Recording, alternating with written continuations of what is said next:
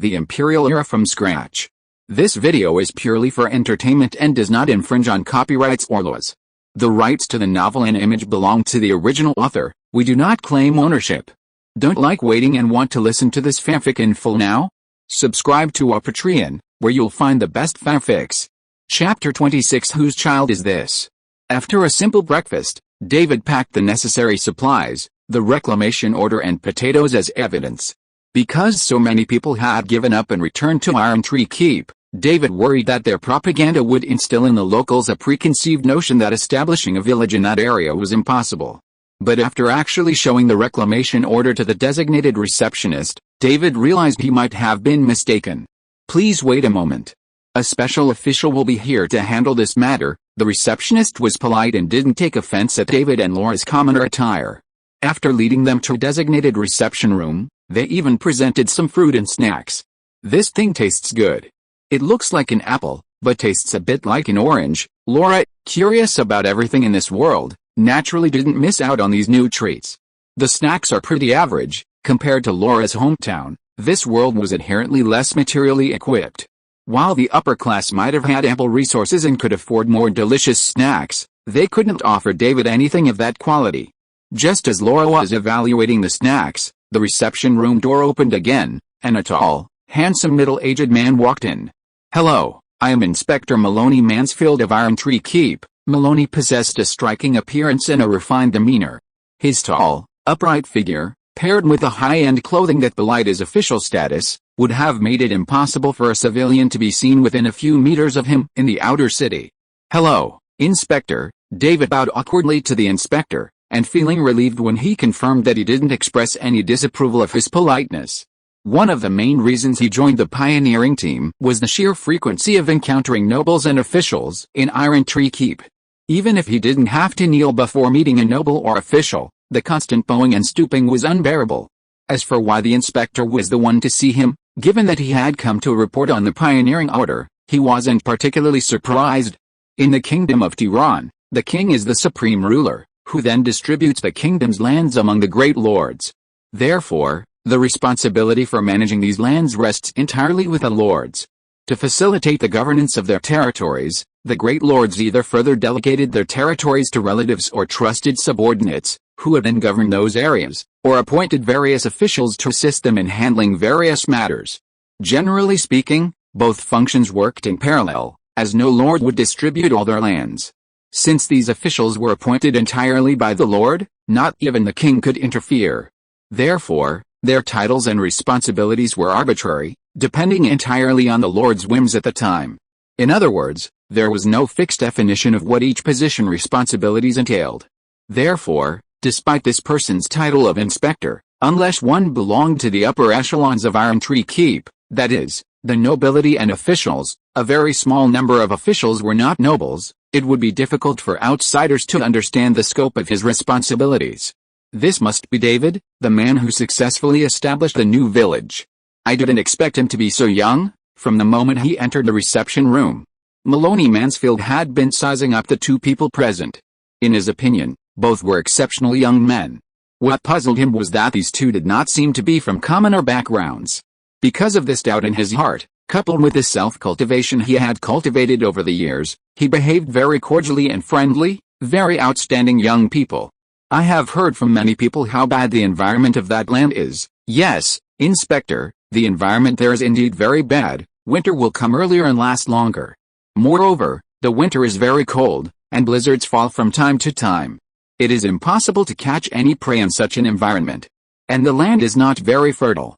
The various crop seeds we originally brought with us cannot grow in that land at all. Maloney Mansfield kept a friendly smile on his face, nodding in response to David's words from time to time, and asked at the most appropriate time, David, how did you overcome these difficulties? I was ready to give up after the second winter.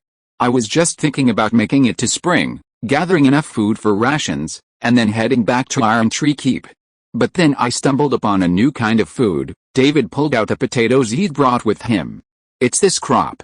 I call it a potato because it's dug out of the ground and looks like a much larger bean. That's quite descriptive, Maloney said, taking a potato and examining it closely. Can this be planted? Yes, and it grows very fast.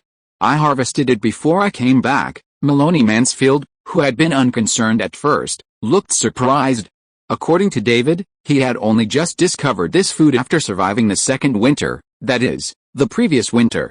This meant he'd only discovered it 2 or 3 months ago, and hadn't been trying to grow it for more than 3 months, yet he'd already harvested it. It grows so fast? How's the yield? Very good. David had only wanted to bring the potatoes to prove he'd truly built the village. But seeing Inspector Maloney's reaction, he felt he might have an unexpected gain. Perhaps he could actually obtain some supplies from Iron Tree Fort. Before I set out for Iron Tree Fort, the villagers had already started their second round of planting and expanded the area. Maloney nodded. He wasn't going to question or even question whether this crop was truly as miraculous as David had claimed. According to the various regulations of the Kingdom of Tiran regarding the establishment of villages by pioneers, he would conduct a field investigation. So, he would know for himself what the situation was. Winter Village, is that the name you came up with? After a brief chat about the general situation, Maloney asked for the pioneering order to examine it. As the official in charge of this matter, he had specialized methods to verify the authenticity of pioneering orders. After confirming it was authentic, Maloney carefully examined the village's name. This is a name I and a few others decided on. The harsh winters there left a deep impression on all of us. David wasn't lying. He would never forget the terror of those 2 years dominated by the freezing cold. A nice name. Returning the pioneer order to David, Maloney formally reminded him, "Keep this order. It's the most important document proving your status until you receive your official letter of appointment." He also explained the next steps. Actually, the next step didn't concern David much. Maloney would compile a detailed report on the situation and, after receiving approval from the Lord of Iron Tree Keep, lead a team to conduct a field survey of the village. Maloney would then report the findings, along with various geographical information. After receiving approval from Iron Tree Keep's Lord, Marcus Dudley Morgan, Maloney would sign a series of documents. These documents would be made in triplicate, one for the archives, one to be sent to the royal city of Tiran, and one to be handed to David, the newly appointed village chief, along with a newly issued letter of appointment. To obtain these items, David needed the pioneer order, otherwise, he would not receive the letter of appointment and the document that marked him as distinct from other village chiefs in the kingdom and equivalent to a minor lord. Only then did David realize that the pioneer order was even more important than he had initially imagined. "You'll need to wait in Iron Tree Keep for a few days." Maloney Mansfield simply clapped his hands, and the attendant who had been waiting outside immediately opened the door and entered. "My attendant will arrange accommodations for you." Arranging accommodations for David and Laura directly made it easier for Maloney to find them over the next few days. Whether they had lodgings elsewhere in Iron Tree Keep was not a concern for Maloney. It couldn't be better or more convenient than what he had arranged. This revealed that, despite his outwardly friendly demeanor, Maloney Mansfield's inherent arrogance could not be truly concealed. From beginning to end, he never asked if they had lodgings or where. Although his opinion was ignored, David did not refuse the inspector's arrangement, simply asking if he could go to the outer city to handle some matters. "Of course, it's best to take Huey with you. That would save a lot of trouble." Huey was the attendant Maloney had summoned. Maloney had asked David to take Huey with him when he went out, not to monitor him, but primarily to avoid any trouble David might encounter when entering or leaving the inner city. "Thank you very much for your concern, Inspector. I won't disturb you from your official duties." David understood Maloney's intentions, bowed slightly, and left the reception room with Laura. Unbeknownst to David, Maloney Mansfield was still watching him and Laura, her mind constantly pondering his identity. David, an interesting young man. I wonder whose illegitimate child he is. He didn't believe that this young man named David was of commoner origin. And that young woman, why did she let her out? What a waste of her outstanding looks. Maloney Mansfield secretly complained about the unreliable family and quickly turned his attention to the work he was about to handle. "If we go north, we need to prepare a lot of things." Wishing everyone a prosperous new year with handsome men and beautiful women. Chapter 27 Preparing for the Return Journey. The lodgings Maloney Mansfield had arranged for David and Laura were located on the outer edge of the inner city, not exactly a prime location. The windows afforded a view of the towering inner city walls. Aside from a few potted plants on the windowsill, the only other things to admire were the greenery and flowers below. The furniture and bedding weren't made of high-quality materials, but they were clean and tidy, creating a comfortable atmosphere. and there weren't any strange odors. This made Laura, who had walked all the way from the outer city, breathe a sigh of relief. "It's quite nice here." Maloney's attendant, Huey, brought the two in, gave them a basic introduction, and arranged for adjacent rooms before taking his leave. While Huey was supposed to be leaving, he actually lived on the first floor, and David and Laura could always contact him if they needed anything. It's like two different worlds from the outer city. In fact, it's two completely different worlds. David glanced at the towering wall. This massive wall was not only Iron Tree Castle's strongest line of defense, but also a barrier between two worlds. Ordinary people who didn't choose to join the pioneering team might never have the chance to enter the inner city. But David wasn't thinking about lofty questions like how to change the world. He was contemplating a more practical matter: should a wall be built around Winter Village? After much reflection, it seemed unnecessary for now. With just a few houses, a few fields, and a few people, any problems could be detected and dealt with immediately. Walls wouldn't be necessary. Walls would only become necessary as the village grew and its population expanded, bringing in more ordinary people who needed protection. "What are we going to do over the next few days?" Laura walked around the room twice, then checked in her own room before returning to David's. "Are we just going to wait here for the inspector? I'm going to go check in with Addis and tell him about our plans. I'm also going to ask if anyone is willing to move to Winter Village." David also needed to go to the outer city to post a notice to see if he could attract some farmers or blacksmiths. "I'll go with you." Hearing David's plans, Laura didn't want to just sit around and wait. It was too boring. Going downstairs and calling Huey, David first inquired about the announcement. He learned that while issuing a single announcement was simple, a comprehensive one, widespread enough to reach the entire outer district, would require significant expense. In an age where communication relied primarily on shouting, and the outer district's residents couldn't be expected to be literate, the only reliable way to reach the entire outer district was to hire people to spread the word throughout the city. Hiring people, of course, cost money. The problem was David had no money. Huey, upon learning of David's lack of funds, didn't offer any sarcasm or disdain. To be the official's most trusted aide, he possessed the necessary professionalism. "If you don't want to spend money," he simply phrased it in a way that made David feel more comfortable, "then we can just post the announcement in the outer district square. That'll spread the word as widely as possible. We can also have the town hall write the announcement." Huey's solution was the most reliable at the moment, but it would require someone to be on hand to answer any questions. David nodded. Huey offered his solution and stopped talking. Someone had to be on guard at the notice. For one thing, not many commoners were literate, if at all. Furthermore, the notice barely mentioned a new village had been established in the north, recruiting farmers and artisans. It couldn't possibly cover all the details, so someone needed to answer them promptly. If David had the money, he could certainly hire someone to guard the notice. Without it, he'd have to do it himself. By the way, how many days does the inspector usually need to make all the necessary preparations? I'm not entirely sure. There were some things Huey could answer, but others he couldn't give a definitive answer to, especially when it came to matters concerning his master. David mentally estimated that if Inspector Maloney Mansfield was a relatively diligent official, 2, 3, or 5 days should be enough. He was worried he had a serious procrastination problem.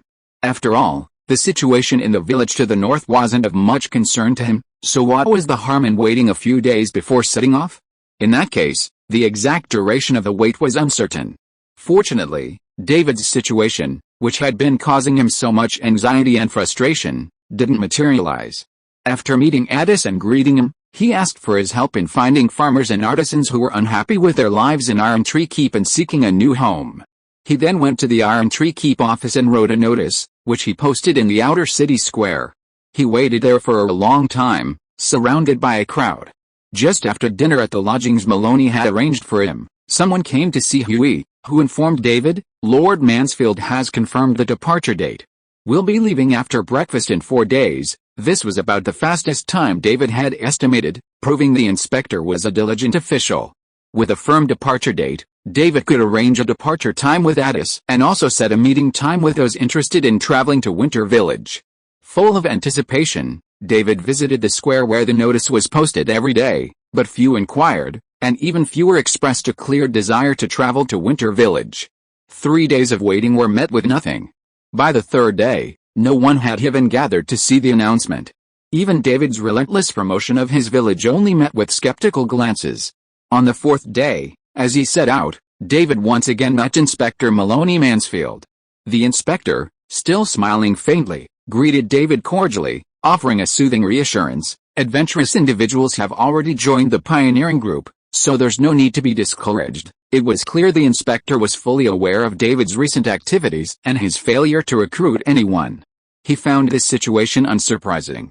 Wasn't that how the civilians of the outer city lived? As long as they could survive, they would. Whether a better life would be found elsewhere was a question they simply didn't consider.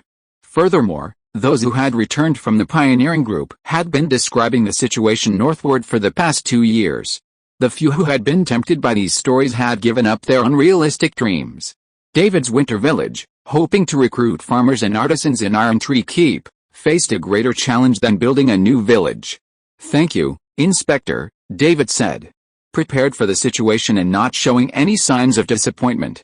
He curiously surveyed the group behind Moroni. Judging by their attire, several wore armor and carried weapons, likely escorts. One was Moroni's attendant, Huey, presumably responsible for looking after the inspector, who was in charge. The other two wore casual clothing, their identities unclear. Perhaps they were Moroni's subordinates? Moroni had no intention of introducing David, simply gesturing for him to mount the horse he had prepared. Moroni's expression remained unchanged as he observed David's slightly awkward movements. However, upon noticing Laura's deft movements, his doubt deepened. Finally, he couldn't help but ask, "What's your last name, Miss Laura Crawford?" Laura glanced at David, who gave her a casual look before readily stating her last name. Crawford, Maloney pondered, confirming it wasn't a family from Iron Tree Keep, or even from the larger families in the surrounding area or the Tiran capital. He'd never imagined the Crawfords were from Britain, a land far, far, far away from the Tiran kingdom. Over the past few days, David had vaguely suspected Maloney might have misunderstood something, but he had no intention of explaining. He let it be, believing it wasn't a bad thing for him. Perhaps Maloney's quick preparations were due to this misunderstanding. Even the 2 spare horses nearby might have been the result of this misconception. There were several pack horses, but 2 of them had only saddles and no cargo, clearly reserved for this purpose. Maloney Mansfield had made thorough preparations, not just for his own work, but also to ascertain the exact number of people David would be bringing back to Winterfell. He'd already arranged horses for David and Laura, as well as for Artis and Alfie, who would undoubtedly be traveling with him. Crossing the square of the outer city, David noticed the notice he had posted had been taken down. He was surrounded by farmers and artisans who had inquired about him over the past few days, all staring at him with all sorts of eyes. Their expressions showed that they were mostly there to watch the fun, with no trace of envy or desire to join in. Following the main road, a clear passageway directly opposite the inner city gates, with ample space reserved for easy access, the horsemen quickly crossed a vast outer city. Just outside the outer city, David noticed 2 figures, one large and one small, standing by the road, peering intently. They were Artis and Alfie. Artis had already known that they would be traveling north with officials of noble descent, but he hadn't expected the officials to provide David and Laura with mounts. Seeing the entire mounted group, Artis assumed he and Alfie would have to travel alone. Unexpectedly, when the group stopped in front of him, David pointed to 2 empty mounts and motioned for Artis and Alfie to mount. Is there such a good thing? If you're listening to this novel on a channel other than Fanfic World, it means they downloaded and uploaded it without effort. We cordially invite you to visit our channel, Mundo Fanfic Novelis. There you'll find the original version of this story and you can explore many other novels of various genres. We're waiting for you to immerse yourself in a world of incredible novels. Chapter 28 The First Transaction. Artis didn't rush to mount, but instead helped Alfie onto his horse before scrambling onto the one next to him. David turned to look at the 2 men, noticing that Alfie's skin was no longer delicate and fair, but now a bronzed hue. He wore a fox head cap, so no one would notice the bandage tied around his head, let alone anything hidden beneath it. He wondered if Maloney Mansfield had already investigated Alfie's identity. From Maloney's reaction, it seemed she didn't know. Or perhaps she already knew, but didn't care. David had no desire to test the waters. It would be best if no one paid attention to Alfie during the journey, and they could return to Winterfell safely and smoothly, complete the usual inspection procedures, and then respectfully send them back to Iron Tree Keep. At this point, David suddenly had a question. The group had already passed the northern pass of Iron Tree Keep, and they had a long way to go. He wanted to ask while everyone was still fresh. "Inspector, after this inspection, should I follow you back to Iron Tree Castle to receive the appointment letter? Or should we wait for the special envoy in Winter Village?" Perhaps it was really boring on the road, and there was nothing worth seeing around, so Maloney wanted to find someone to chat with. David happened to ask, and he answered the question very readily. "It is best to go back to Iron Tree Castle in person to receive it. If you wait for Iron Tree Castle to send someone to deliver the document to you, I don't know how long you will have to wait." Maloney's high efficiency does not mean that all the officials of Iron Tree Castle are so efficient. For things like this that have nothing to do with their own interests, if you rely on those people to handle it, it is not uncommon for it to be delayed for a year or two. Besides, it would be a good thing for you to get the official letter of appointment soon. With this official document, you'll be able to recruit more villagers. Maloney was in a good mood. Besides answering David's questions, he also offered some advice. Even if recruiting isn't easy in Iron Tree Keep, you can always look in the nearby towns and villages. The Northern Plains' reputation was completely tarnished in Iron Tree Keep, but information wasn't always readily available in this era, especially for civilians who rarely ventured out.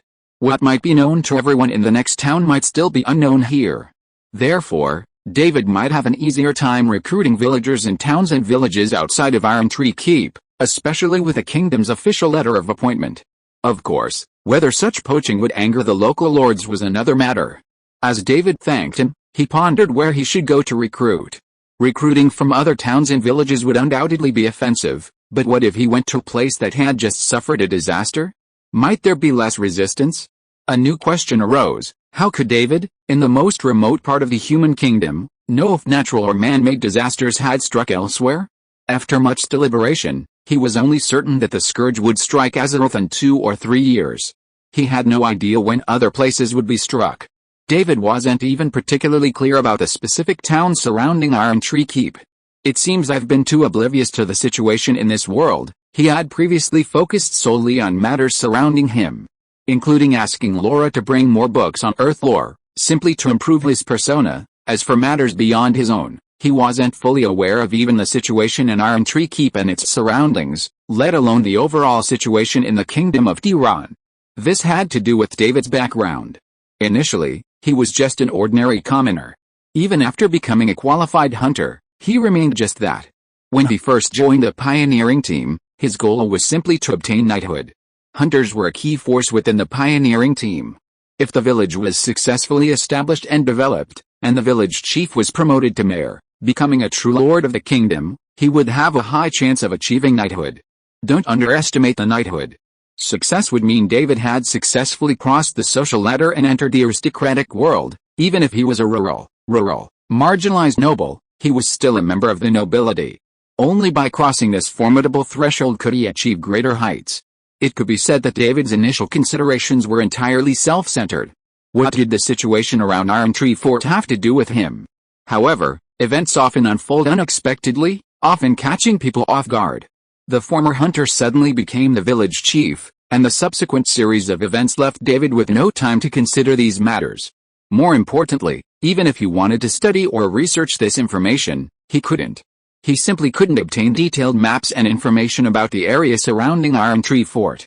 At this point, his only hope was Artis, a veteran hunter who had lived in Iron Tree Fort for decades and should have a good understanding of the surrounding area.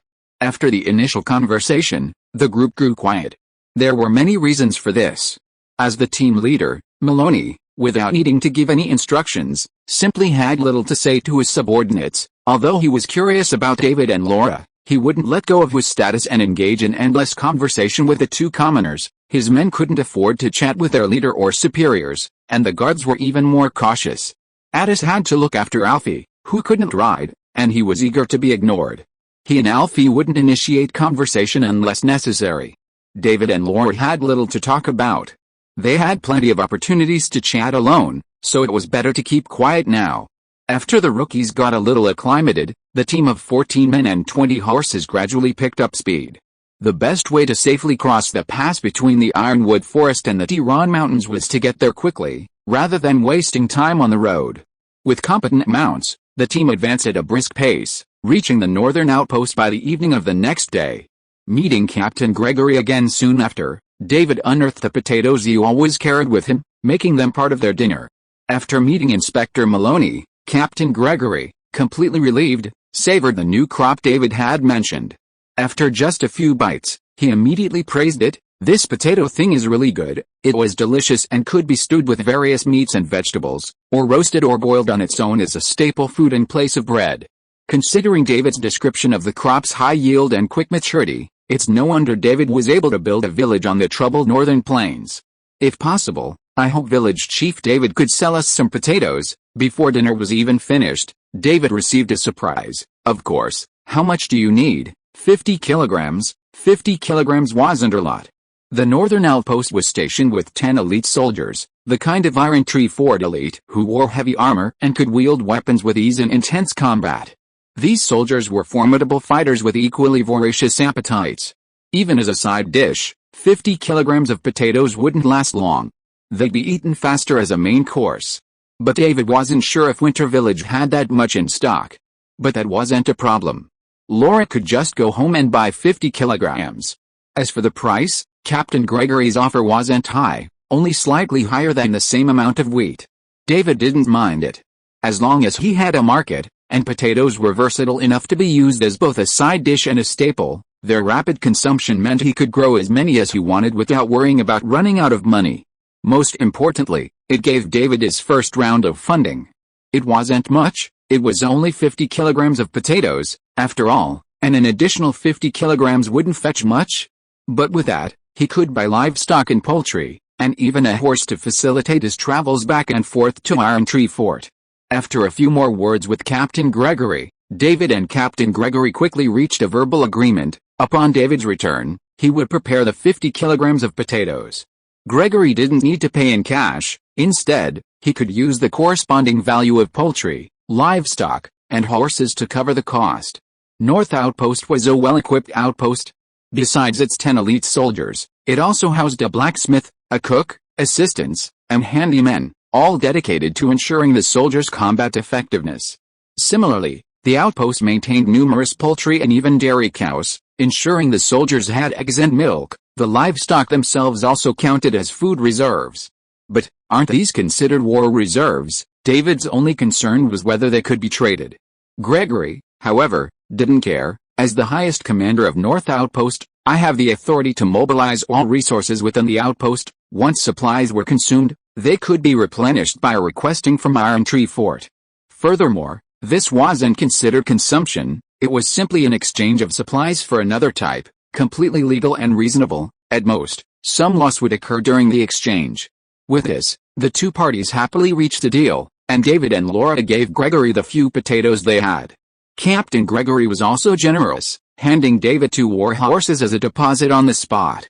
His reasoning was impeccable. David couldn't carry 50 kilograms of potatoes to the northern outpost by himself after returning to the village, right?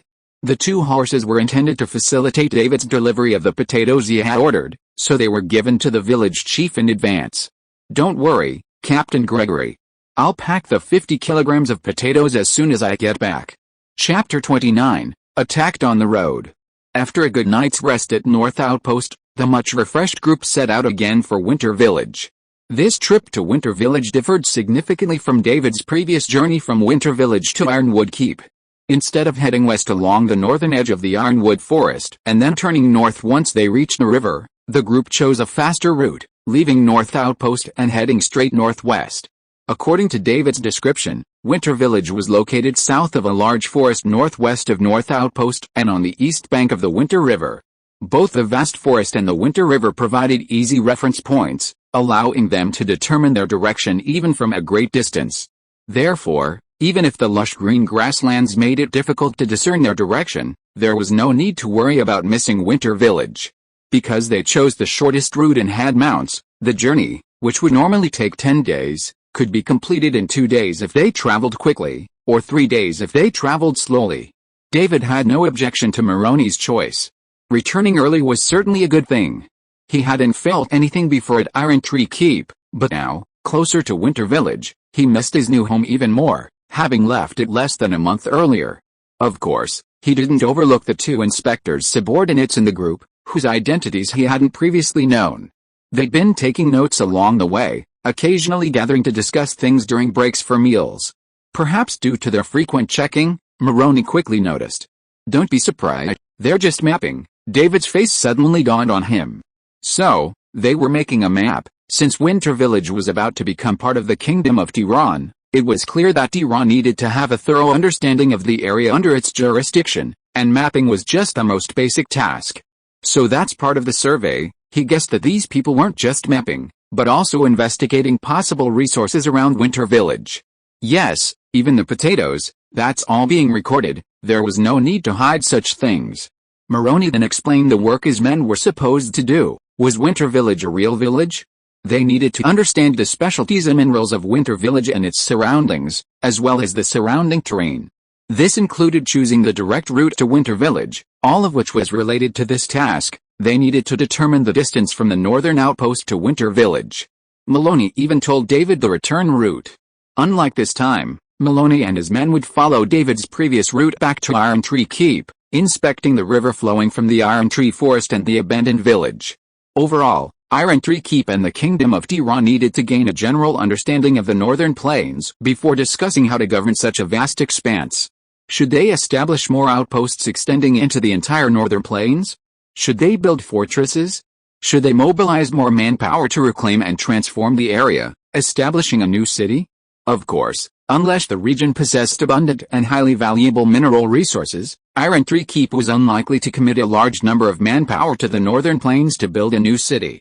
Just as Maloney was briefly explaining his duties, a mounted soldier on guard suddenly shouted, "People are rapidly approaching from the north." Those resting immediately stopped what they were doing, and several soldiers immediately mounted their horses and gazed north. Laura, even more skillfully, stood directly on the horse's back, creating a canopy with her hands to block the sunlight and better see. As a result, Laura, standing taller and with the best vision, was the first to see who was coming: tan-colored, sturdy creatures, wearing simple protective gear and armed with weapons. There were 4 of them, and their mounts were giant wolves with long white fur. As Laura described, everyone realized who the people charging towards them were, the ones who had destroyed the northeastern expedition. David had also mounted his horse, bow in hand. "I didn't expect to run into these guys so close to home. I thought this trip would go smoothly, without incident." Although these suspected orcs had come from the north, he wasn't worried about the situation in Winter Village. With Fording in charge, even 100 more orcs wouldn't pose a threat to Winter Village. By the time everyone mounted their horses and prepared for battle, the distance between the two sides had grown so close that David could even clearly see several fangs emerging from the creatures' mouths. "They look like orcs, right?" He wouldn't be surprised if they were orcs. Orcs exist in many worlds, not just those set in Western fantasy. "These fellows don't look like they were here to greet us," said the noble official, Maloney Mansfield, sitting upright on his horse, not a trace of nervousness or panic. He commanded in a steady voice, "Knight Hackett, you will command this battle." "Yes, my lord." A fully armored knight drew his longsword from his waist, raised it, pointed it forward, and shouted, "Charge!" He then charged forward. Several other fully armored soldiers immediately followed, each drawing their own weapons. Besides the knight named Hackett, the others wielded a variety of weapons: 2 warhammers, a chain hammer, and a heavy sword. 4 against 5, neither side had a numerical advantage. Judging by their size alone, the opposing knights were not only massive, considerably thicker than the human soldiers, but also mounted enormous wolves of astonishing size. But in terms of equipment, these orcs, wearing only a few simple protective gear that served more as a decoration than a defense, and their weapons, looking crude and outdated, were no match for the elite knights of Iron Tree Keep. Simply put, until the two sides actually clashed, it was difficult to predict who would prevail. Boom! As the two groups of cavalry crossed paths, a terrifying roar erupted, sending armored figures and burly brown and yellow giants crashing to the ground. However, one orc remained undefeated, and instead of turning back to aid his comrades caught in the melee, he charged straight at David and his men. Only one of the escort knights remained standing, Knight Hackett, the commander. After completing his charge, he immediately turned his horse and, ignoring his comrades, pursued the lone escapee. His duty was to protect Maloney Mansfield and his men, and if Maloney wasn't in danger, He would also protect David, Laura, and the others. In this situation, his only option was to return for reinforcements. Normally, with no idea how long these unfamiliar giant wolf cavalry had been running, and since they had launched their charge from a great distance, he had every confidence, with his top-tier war horses, that he could catch up and kill them before they could threaten Lord Moroni. However, he never expected that just as he turned his horse and was about to speed up in pursuit, several nearby giant wolf mounts suddenly pounced from the side. Although Hackett, with his exceptional reflexes and martial prowess, dodged the attack, counterattacked the attacking giant wolf, and then drove back another with his sword, the moment he was delayed allowed the enemy to advance far enough and was about to reach Moroni. Just as he was regretting his blunder of underestimating his foe, the enemy charging towards Lord Maroni Mansfield suddenly fell from his mount. Maroni Mansfield would be lying if he said he wasn't frightened by the sight of the massive, hideous, and ferocious foe charging towards him. But he suppressed all those feelings, even stopping Huey, the squire, who tried to block his path, and calmly drew the longsword from his waist. In Maroni Mansfield's opinion, he was the only one of the remaining men who could truly be considered a fighting force. As for David and the others, the proud Lord Maroni Mansfield wouldn't allow himself to hide behind a few civilians. Unexpectedly, just as the ferocious creature was about to strike him, he was suddenly thrown from his mount, rolling on the ground for countless times in a state of disarray. After finally standing up, clutching his dizzy head to regain consciousness, he was struck in the face by several sharp arrows, two of which lodged directly into his head through his eye sockets. The towering figure fell backward, presumably dead. After a closer look, Moroni noticed that the giant wolf he was riding was also riddled with arrows. It seemed the slain wolf had sent the man flying. He turned to look at David beside him. David still held his bow, aiming, as if reminding everyone that he had been responsible for everything that had just happened. Excellent archery. With the crisis over, Moroni, calm again, praised David's skill. He could kill his enemy in an instant, saving him from danger. Such skill was truly remarkable. David's ability to fire 2 consecutive shots, each of several arrows, and each time hit the target's vital points in such a short period of time was something not common to hunters. Even if the elite archers of Iron Tree Fort were replaced, they might not be able to do better than David. Chapter 30. There must be something fishy about this village. David's archery skills were originally only passable, adequate for hunting, and even his rapid-fire prowess only made him a decent young hunter. Let alone the elite archers of Iron Tree Keep, even experienced hunters like Addis were no match, let alone Laura, a master of the Sun Brotherhood, who could wipe out a group of savage warriors with a single bow. But since acquiring his archery talent, David's prowess with a bow has steadily improved. He's experienced firsthand what it means to be overwhelmed by natural talent. He's realized that even years of diligent training haven't yielded the same improvement as casual practice after acquiring the talent. Now, when David picks up a bow, his body seems to instinctively tell him how to best hit the target. When he concentrates, the target seems to slow down, so even the most rapidly moving opponent can't escape his lock. Moreover, his trump card went far beyond his exceptional archery. Even if the orc survived David's arrows and managed to reach Moroni, David could still stop and kill him. After all, his greatest weapon was holy light spells, especially holy fire, which was incredibly lethal and David's ultimate weapon. This time, he didn't have the opportunity to display his holy fire. After defeating the orc, Hackett, watching from afar, felt relieved. He also realized that the only way to atone for his earlier mistake was to quickly eliminate these despicable enemies. He redirected his attack once more, charging towards the entangled forces. The elite warriors, with their expert coordination, already had the upper hand, and Hackett's presence was the final straw. Unfortunately, they were unable to completely eliminate the orcs.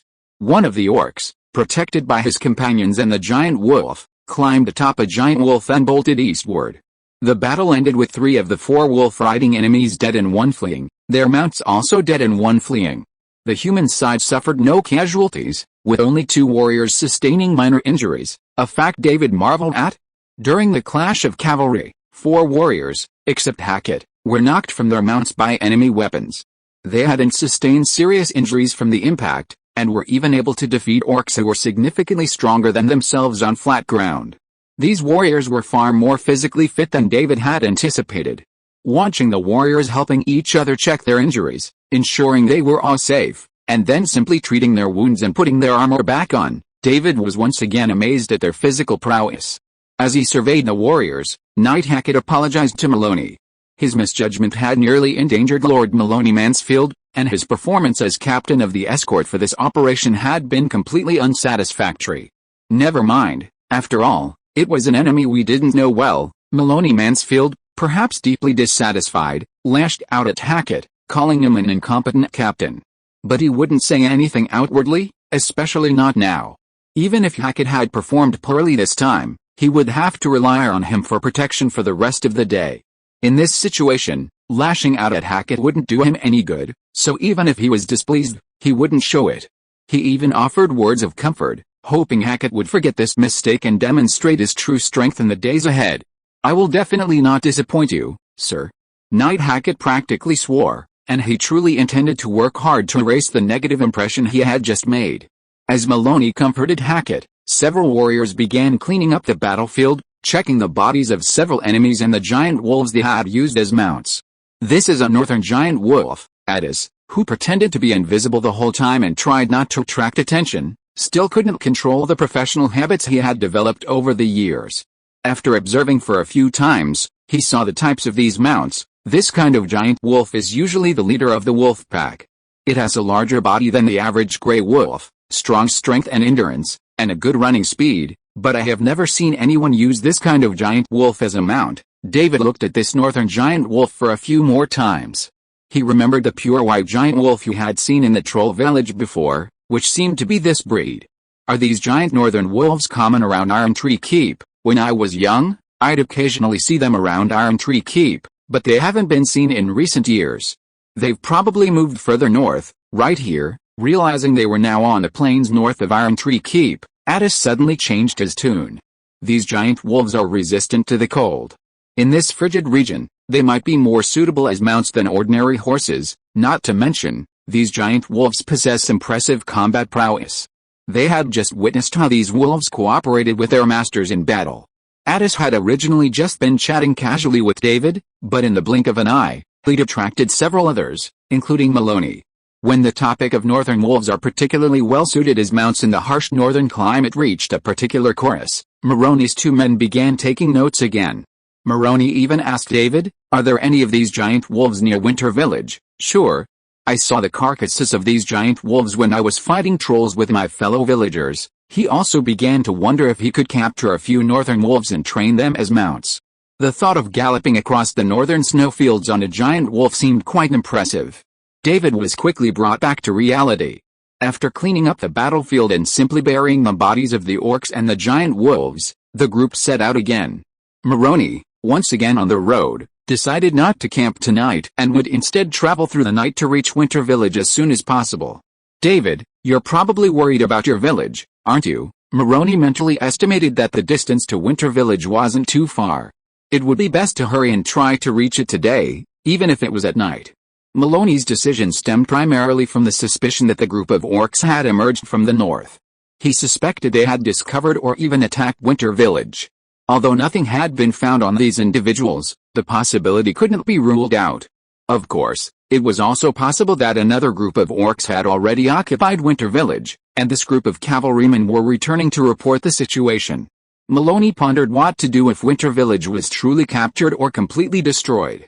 Should I sponsor David to rebuild Winter Village? Maloney believed David was the illegitimate son of a noble family, and that the elders in his family were very supportive of him, hence why they had arranged for him to join the pioneering team, allowing him to legally acquire his own territory. Furthermore, David likely had more than one family behind him, which was why Lara Croft was here. Otherwise, he couldn't understand why a young lady of noble birth would be in such a remote place. Of course, these were just his guesses. Perhaps he was wrong. Although Maloney felt his judgment was 90% correct, any deviation wouldn't be too far. So, regardless of these factors, was David's investment worth it? He carefully considered Winter Village's existing resources: potatoes, a new crop with a short maturation period and high yield. They could be eaten as a side dish or a staple. They were Winter Village's main specialty. Until potatoes' value became widely recognized, farmers wouldn't easily choose an unfamiliar crop to replace their existing crops. This meant that, for now, Potatoes were the primary crop of choice elsewhere except Winter Village. A northern wolf? A mount with considerable combat power and better adapted to the northern climate? He didn't think training a northern wolf as a mount was impossible. If those ugly giants could do it, why couldn't they? The question was, how valuable was such a creature? Could it be cultivated in large numbers? If the numbers were small, it would be nothing more than a novelty, with little practical value. What else could be done? Perhaps it was just David himself?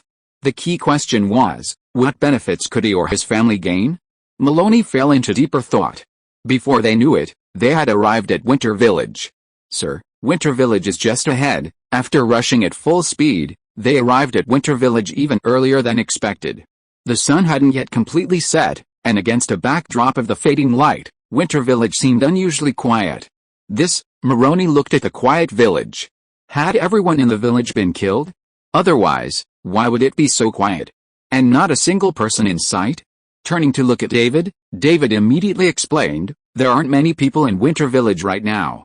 Only 2 people remain. As David spoke, a burly man emerged from the cabin. He seemed to have noticed them in the distance and stood at the edge of the village, peering in their direction. Though far away, everyone present could clearly see that he possessed a formidable physique, even stronger than Hackett and his elite warriors.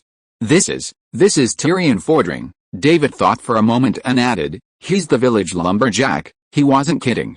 Ever since Tyrion Fordring chose to settle in Winterfell, his biggest job was felling trees. The wood used in the cabins in Winterfell was all cut down one by Tyrion Fordring in the forests to the north and then carried back to Winterfell. Tyrion Fordring. Maloney couldn't control his expression as he listened to David's introduction, his face full of strangeness. And the other one, Mark Watney, the only farmer in the village. Chapter 31, Maloney's Crazy Imagination. When Maloney heard David introduce the few inhabitants of his village, his first reaction was that he might be late. He had previously considered investing in David, but looking at the situation in Winterfell, wasn't the number of people betting on David a bit too high? While he didn't know where Watney, Fordring, and Crawford came from, and while it wasn't entirely impossible that commoners with surnames existed, he absolutely didn't believe that these people had gathered in such a remote, newly built village by some strange coincidence. Furthermore, the woodcutter named Tyrion Fordring, while seemingly polite and respectful, had a distinct aura that was impossible to ignore. It felt like he was meeting his father, grandfather, or even the top nobles of Iron Tree Keep.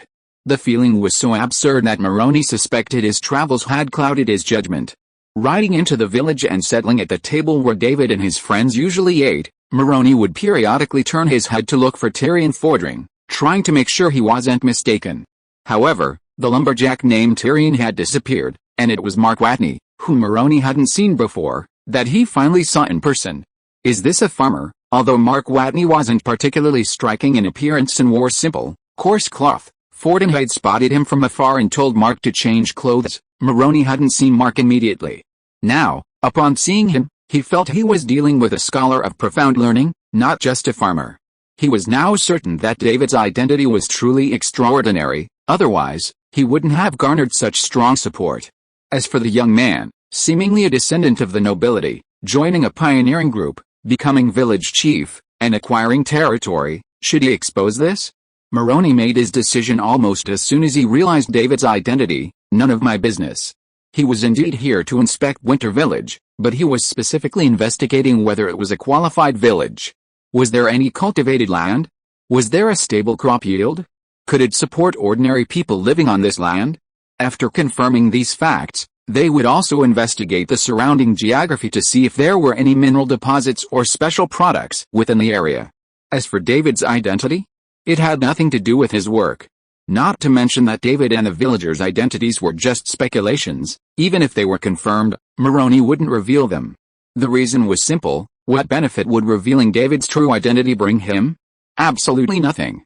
The Tilan Kingdom's development decree had very relaxed requirements for identity. Any citizen of the kingdom could participate, regardless of whether they were noble or commoner.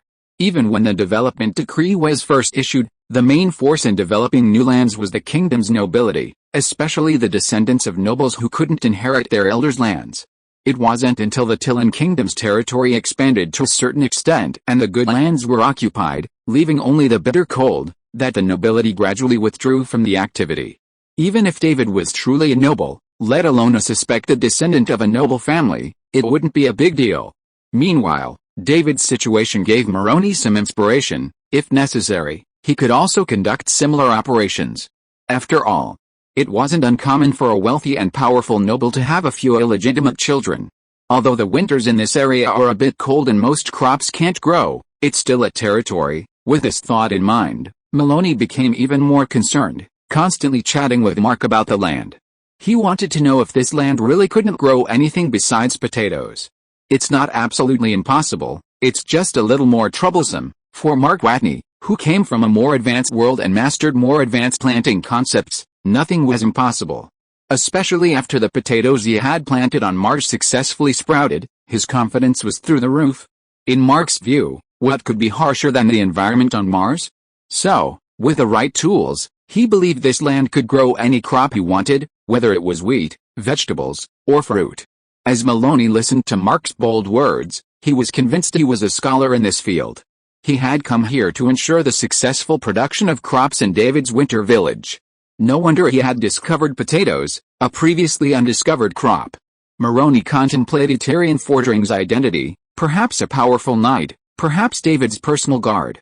Considering his own feelings, perhaps this Tiran Fordring had also commanded an elite force? Otherwise, he couldn't have possessed such aura. In that case, whose child was David? Several family names crossed his mind. A family with access to such exceptional resources was surely no ordinary family. But after a few names flashed through his mind, he nearly broke out in a cold sweat. Moroni realized that dwelling on this question wouldn't be a good idea, so he decisively stopped thinking. David was tidying up his cabin, occasionally checking on Moroni. Laura stood before him, but showed no sign of offering any help. "Aren't you worried Mark might let something slip?" "No, Mark's not stupid. To be a scientist on the Mars Exploration Project team, after all, required not only top-tier expertise but also extensive training. Anyone who could achieve that was no fool." Despite Mark's boastful exaggerations, he hadn't uttered a single word he shouldn't have. Meanwhile, Fording, after wandering around somewhere, arrived at David's cabin. He approached David and whispered, "Two of those warriors are resting, while the other two are patrolling outside the village." Finally, Knight Hackett, after a brief walk, returned to Moroni's vicinity and stood guard a short distance behind him. "By the way, I've arranged for the old hunter with a child to rest in my cabin." Tyrion learned from Laura while David was showing Moroni around Winterfell, literally, just a few small plots of farmland. He learned that Addis and Alfie weren't officials or retainers of Iron Tree Keep, but rather would become Winterfell's own people, and would naturally receive individual care. You see, aside from Marlone Mansfield, who could stay in David's cabin, the rest, including Knight Hackett, had to rest in the temporary cabin, which hadn't yet been demolished. "What about you?" "That depends on what you're planning, David." Fording glanced at David, then at Laura, who stood beside him. Though he didn't say anything, his message was clear. If David and Laura shared a room, he could move in with Mark. If David and Mark shared a cabin, Fording would have to make do with a cabin for a few days. "I'll go to Laura's." There was no need to hide this. So David answered Fording's question immediately, inquiring about the current potato stock in the village. "How many potatoes do we have?"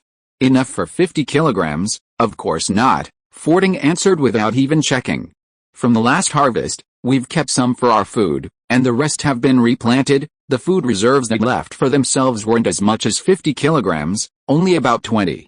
Besides the limited initial seed supply, which limited their yield, the winter village residents weren't entirely reliant on potatoes.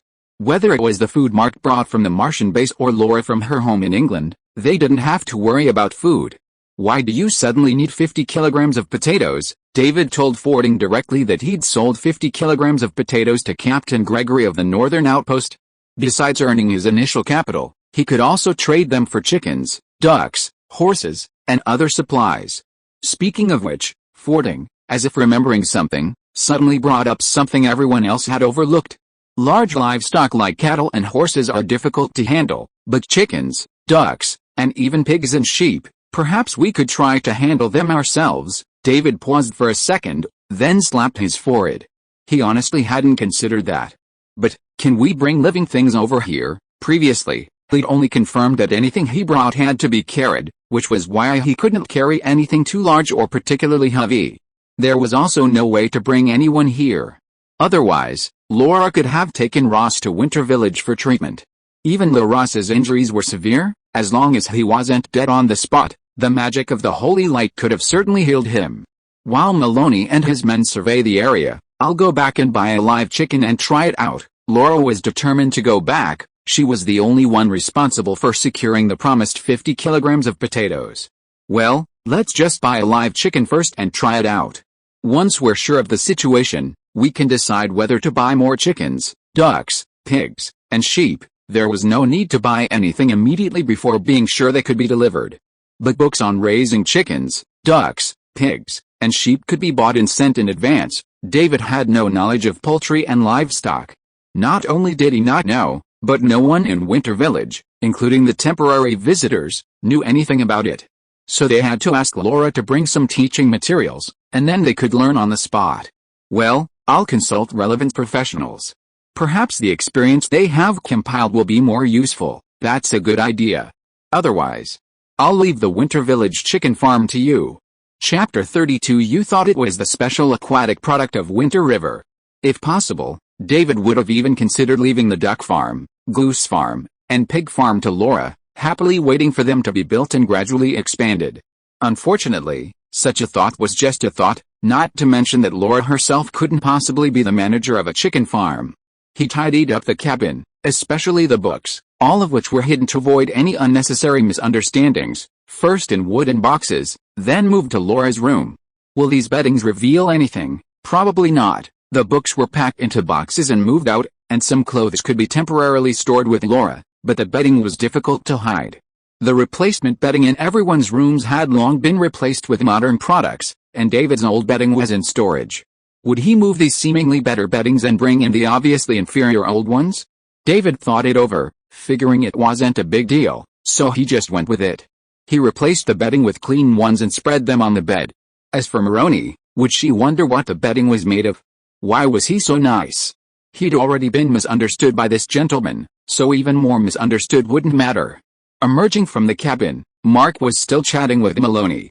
Seeing David finally emerge, he gave him a look that said, "If you don't come out soon, I'll be speechless." David then realized, was he deliberately trying to help Maloney hold him back? "Sir, the room is ready." Maloney nodded and thanked David. Of course, he wouldn't check on it himself. Huey, who had been watching, had already turned to check on the room. Huey returned a short while later and advised Maloney, "Sir, it's getting late. Time to rest." "It's certainly getting late," Maloney said, looking at the darkening sky.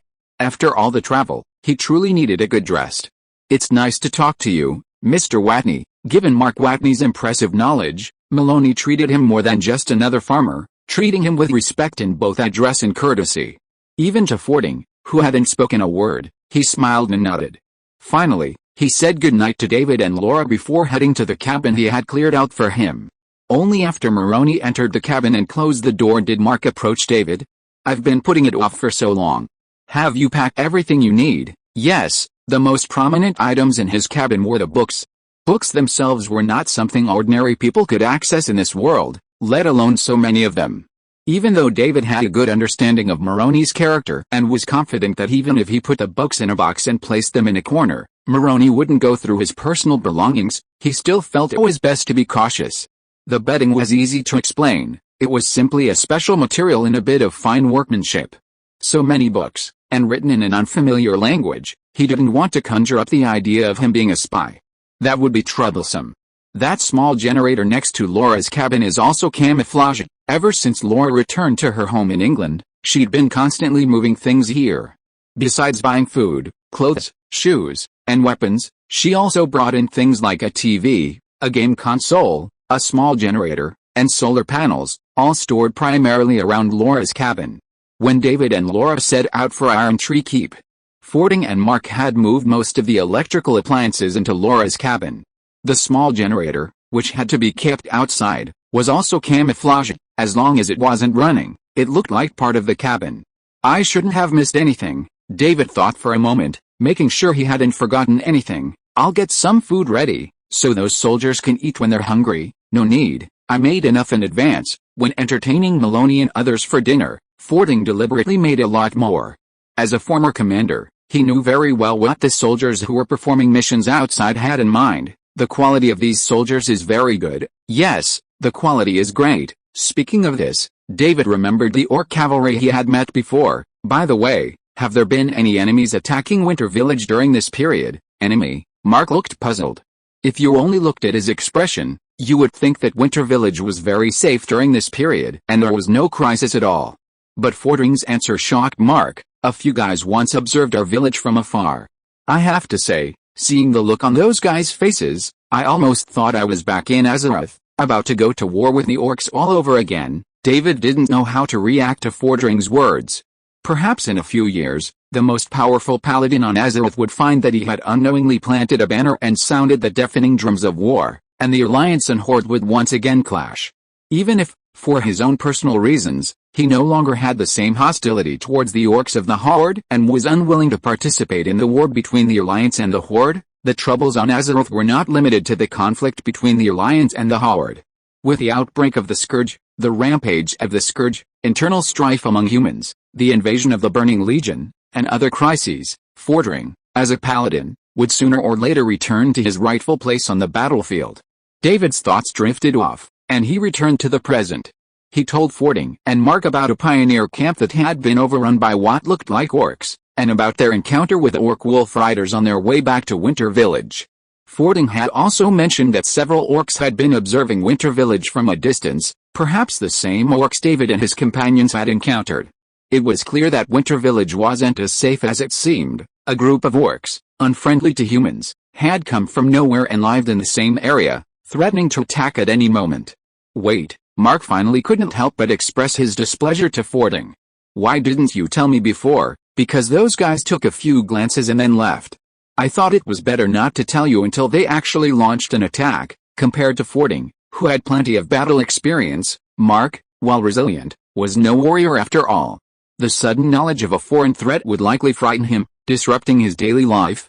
But if they suddenly attack, I'm not prepared at all. Mark was interrupted before he could finish his words. Don't worry, I'll definitely discover them before they attack. I'll then notify you to prepare for battle. Mark understood Fordring's intention. Telling him in advance would be useless and would even affect Mark's work. Besides, Fordring couldn't be sure of the enemy's true intentions at that time. Would he let Mark live in constant fear? If the enemy actually attacked, they would naturally inform Mark. By then, the matter would have been concluded, and Mark wouldn't have to constantly wonder when the enemy would arrive. We're still short on manpower. Perhaps after I get the letter of appointment, I should go scout eastwards. If they had sufficient manpower, they would have sent someone out to investigate the enemy's situation and gain a general understanding of their position. Currently, Winter Village only had 6 people, including the 2 newcomers. Mark and Alfie weren't considered combat capable and even needed protection. Addis's combat power was limited and he was not young anymore. David was also concerned about letting him scout the orcs. While Laura was a capable fighter and in peak physical condition at her young age, she was, after all, just an ordinary person, making her a poor choice. The only ones capable of independent action and sufficient combat power were David and Fordring.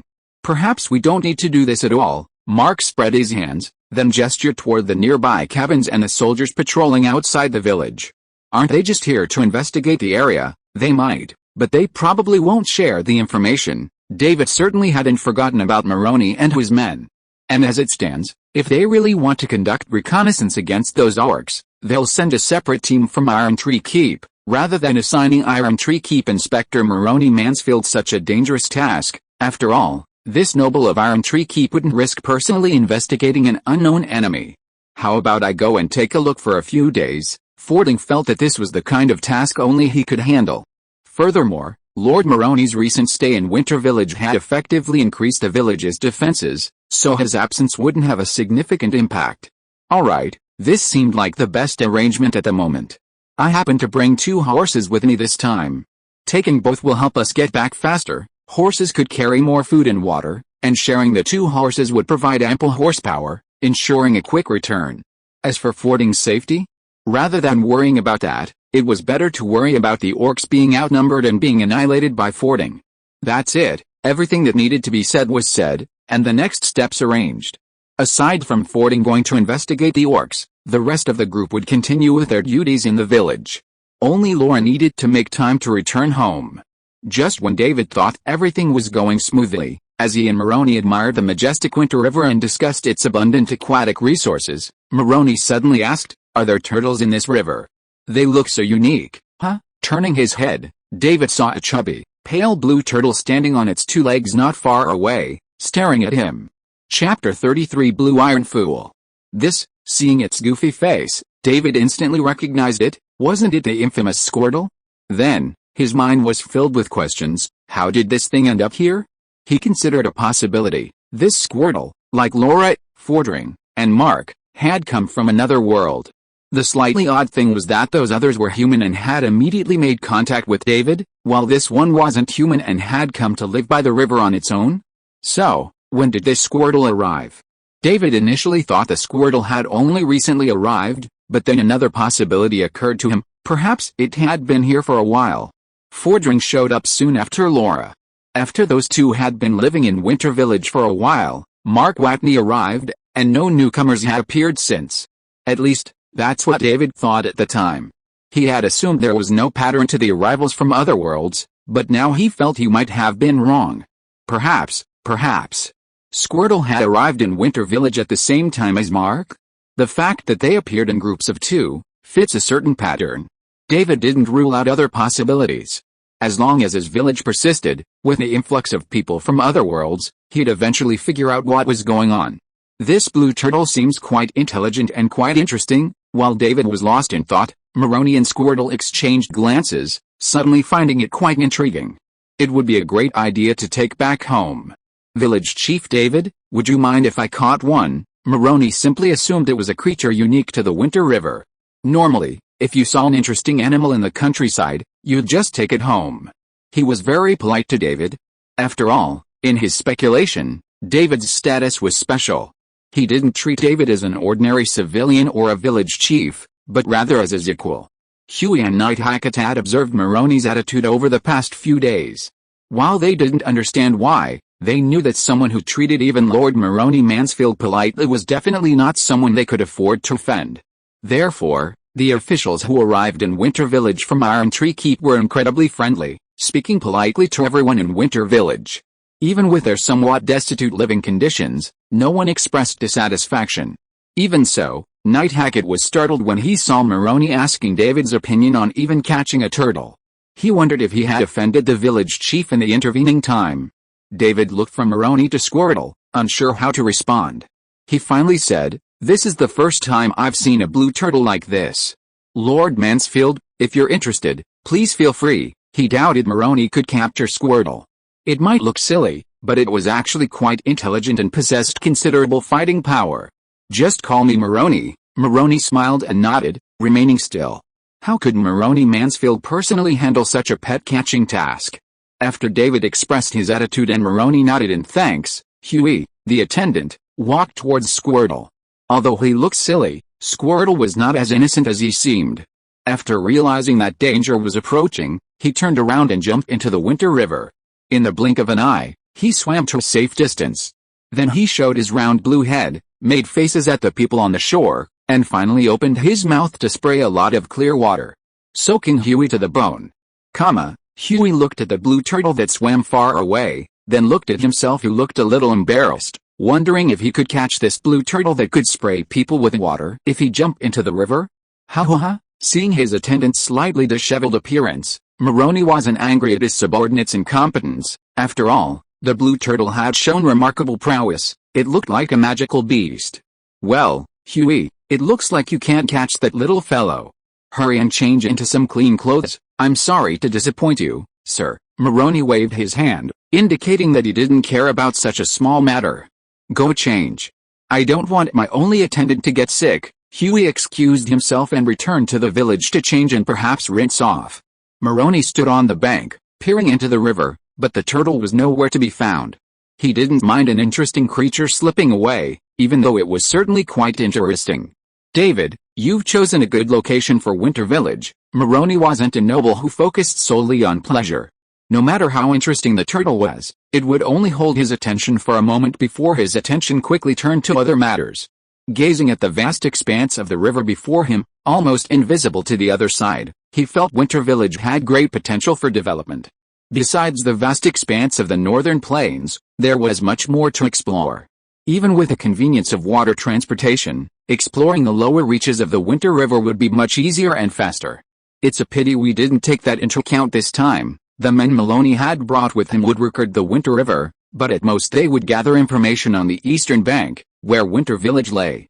They couldn't cross the Winter River to explore the geography of the western bank.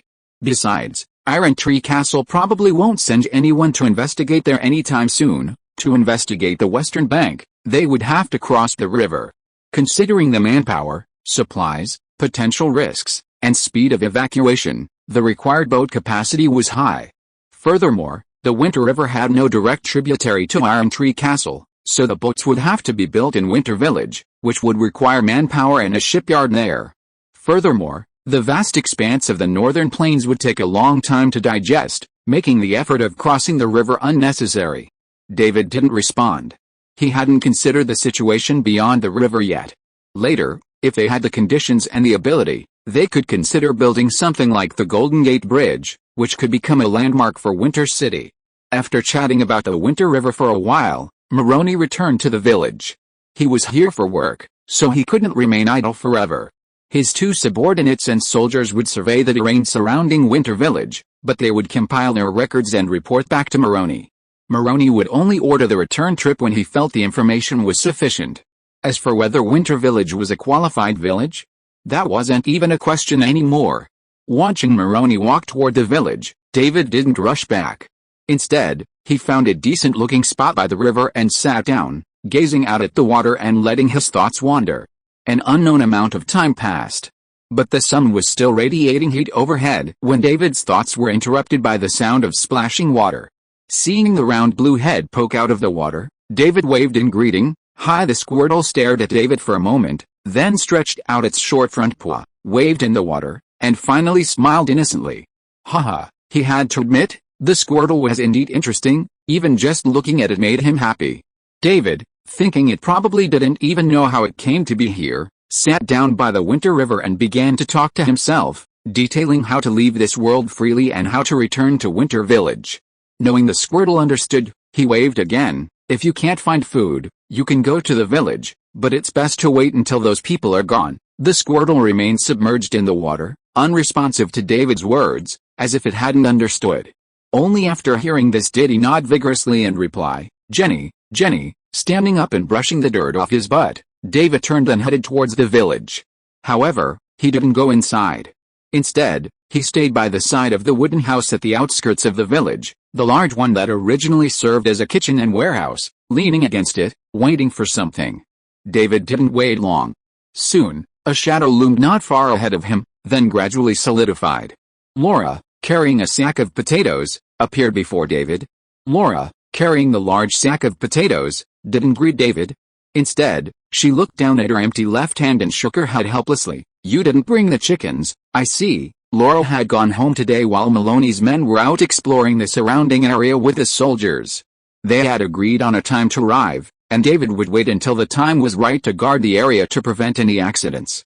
In that case, we'll need to include chickens, ducks, and other poultry in our trade with Gregory. I think we can just trade for more chickens. Laura thought raising chickens alone might be easier, while pigs, sheep, and dairy products could be purchased directly as finished products. Besides, livestock like pigs and sheep are difficult to transport. Although she had taken 2 horses as a deposit in advance, transporting livestock like pigs and sheep required a vehicle, and Winter Village currently had neither horse-drawn nor ox-drawn carts. Next, we just have to wait for Lord Maloney to finish his inspection of the village and for Fordring to return. By the time Fordring returned, the inspection of Winter Village and its surroundings would be complete. Then I'll go to Iron Tree Keep again. Will you come with me this time? No, I won't be going to Iron Tree Keep with you this time. I have things to do. Chapter 34 Return to Iron Tree Castle. Oh, a bit surprised. Are you in trouble? No, actually, ever since I learned about the mysterious power in my world, I've been quite interested in it. I've recently received some news and want to see for myself. Laura didn't elaborate, but David immediately understood what was going on. This girl's adventurous heart couldn't bear to be lonely, and now that she had found a suitable target, the Tomb Destroyer began preparing for her next move. This wasn't surprising, given Laura's personality. It would be strange for her to stay at home. The reason Laura had been able to stay at home for so long, not venturing out to search for ruins, was because her attention had been focused on David, not David himself, but the world he inhabited.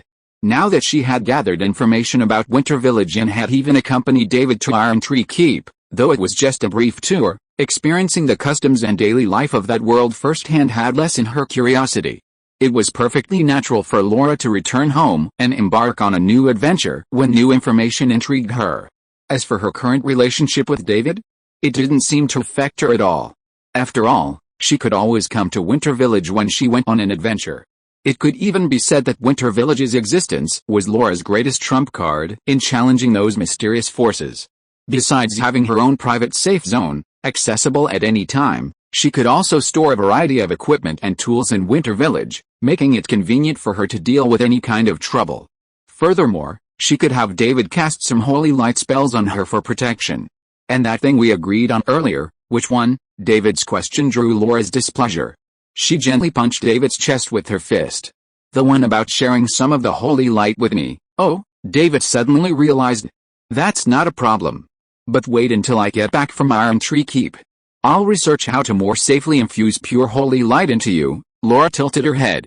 Why does that sound strange? Are you sure it's not your thoughts that are strange? She chatted idly as she carried the potatoes into the warehouse. David took a quick look and found that the potatoes Laura had purchased were carefully selected. They were not much different in size and appearance from those previously produced in Winter Village. Given the unfamiliarity of potatoes in this world, it was unlikely that the people would notice any significant difference. For the next few days, nothing unusual happened in Winter Village.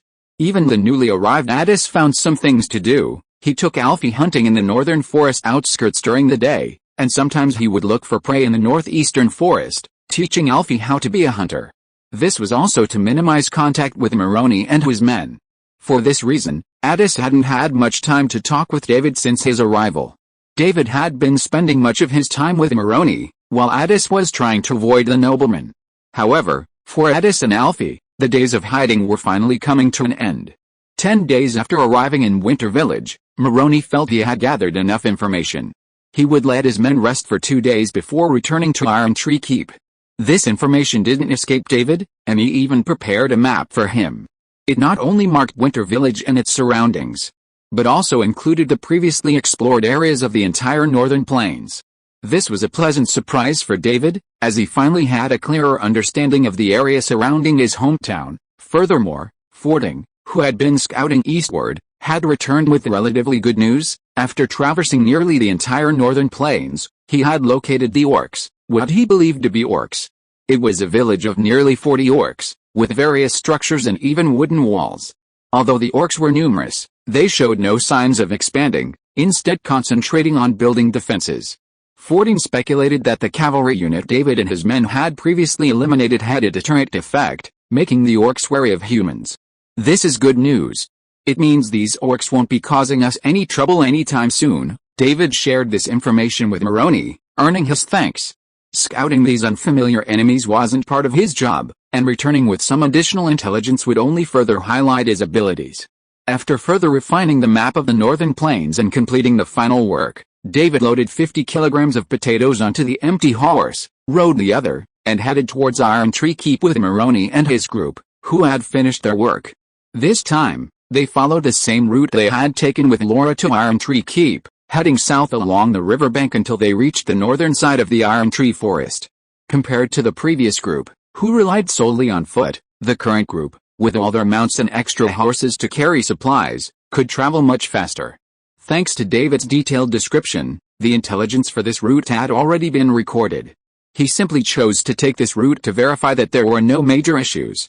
So, in less than 4 days, the team reached the northern outpost. They set down the agreed 50 kilograms of potatoes and collected the money after deducting the cost of 6 chickens and 2 horses. David and Gregory agreed to pick up the 6 chickens upon his return. After a night's rest, they continued on their way to Iron Tree Keep. They hurried along, their horses galloping back to Iron Tree Keep in no time. Gazing at the chaotic, Unorganized outer city ahead, Maroni Mansfield, who had always maintained his noble demeanor, couldn't help but breathe a sigh of relief. No matter how well he maintained his facade, running into the unknown and now discovering a group of unfamiliar enemies called orcs, Maroni harbored a certain apprehension. Maroni accepted the name, and with his report, the term orcs would soon be officially recognized by the people of Iron Tree Keep and even the Kingdom of Tiran. Now, he had finally returned to Iron Tree Keep, guarded by outposts, passes, fortresses, walls, and countless elite soldiers, and Maroni no longer had to worry about his safety. In a buoyant mood, Maloney promised his colleagues to urge David to obtain the letter of appointment as head of Winter Village as soon as possible. Perhaps Maloney Mansfield had truly pushed for this, but David received his letter of appointment and all the necessary paperwork at noon on the third day after returning to Iron Tree Keep. Congratulations!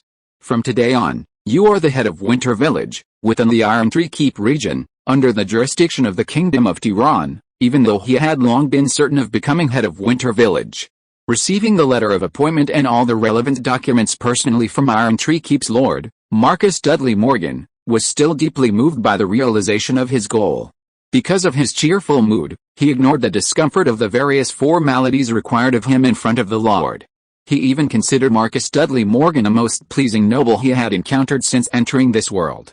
It is a great honor to accept this important position, Marcus Morgan, with a faint smile on his face, offered a few words of encouragement in a friendly tone before concluding the appointment ceremony.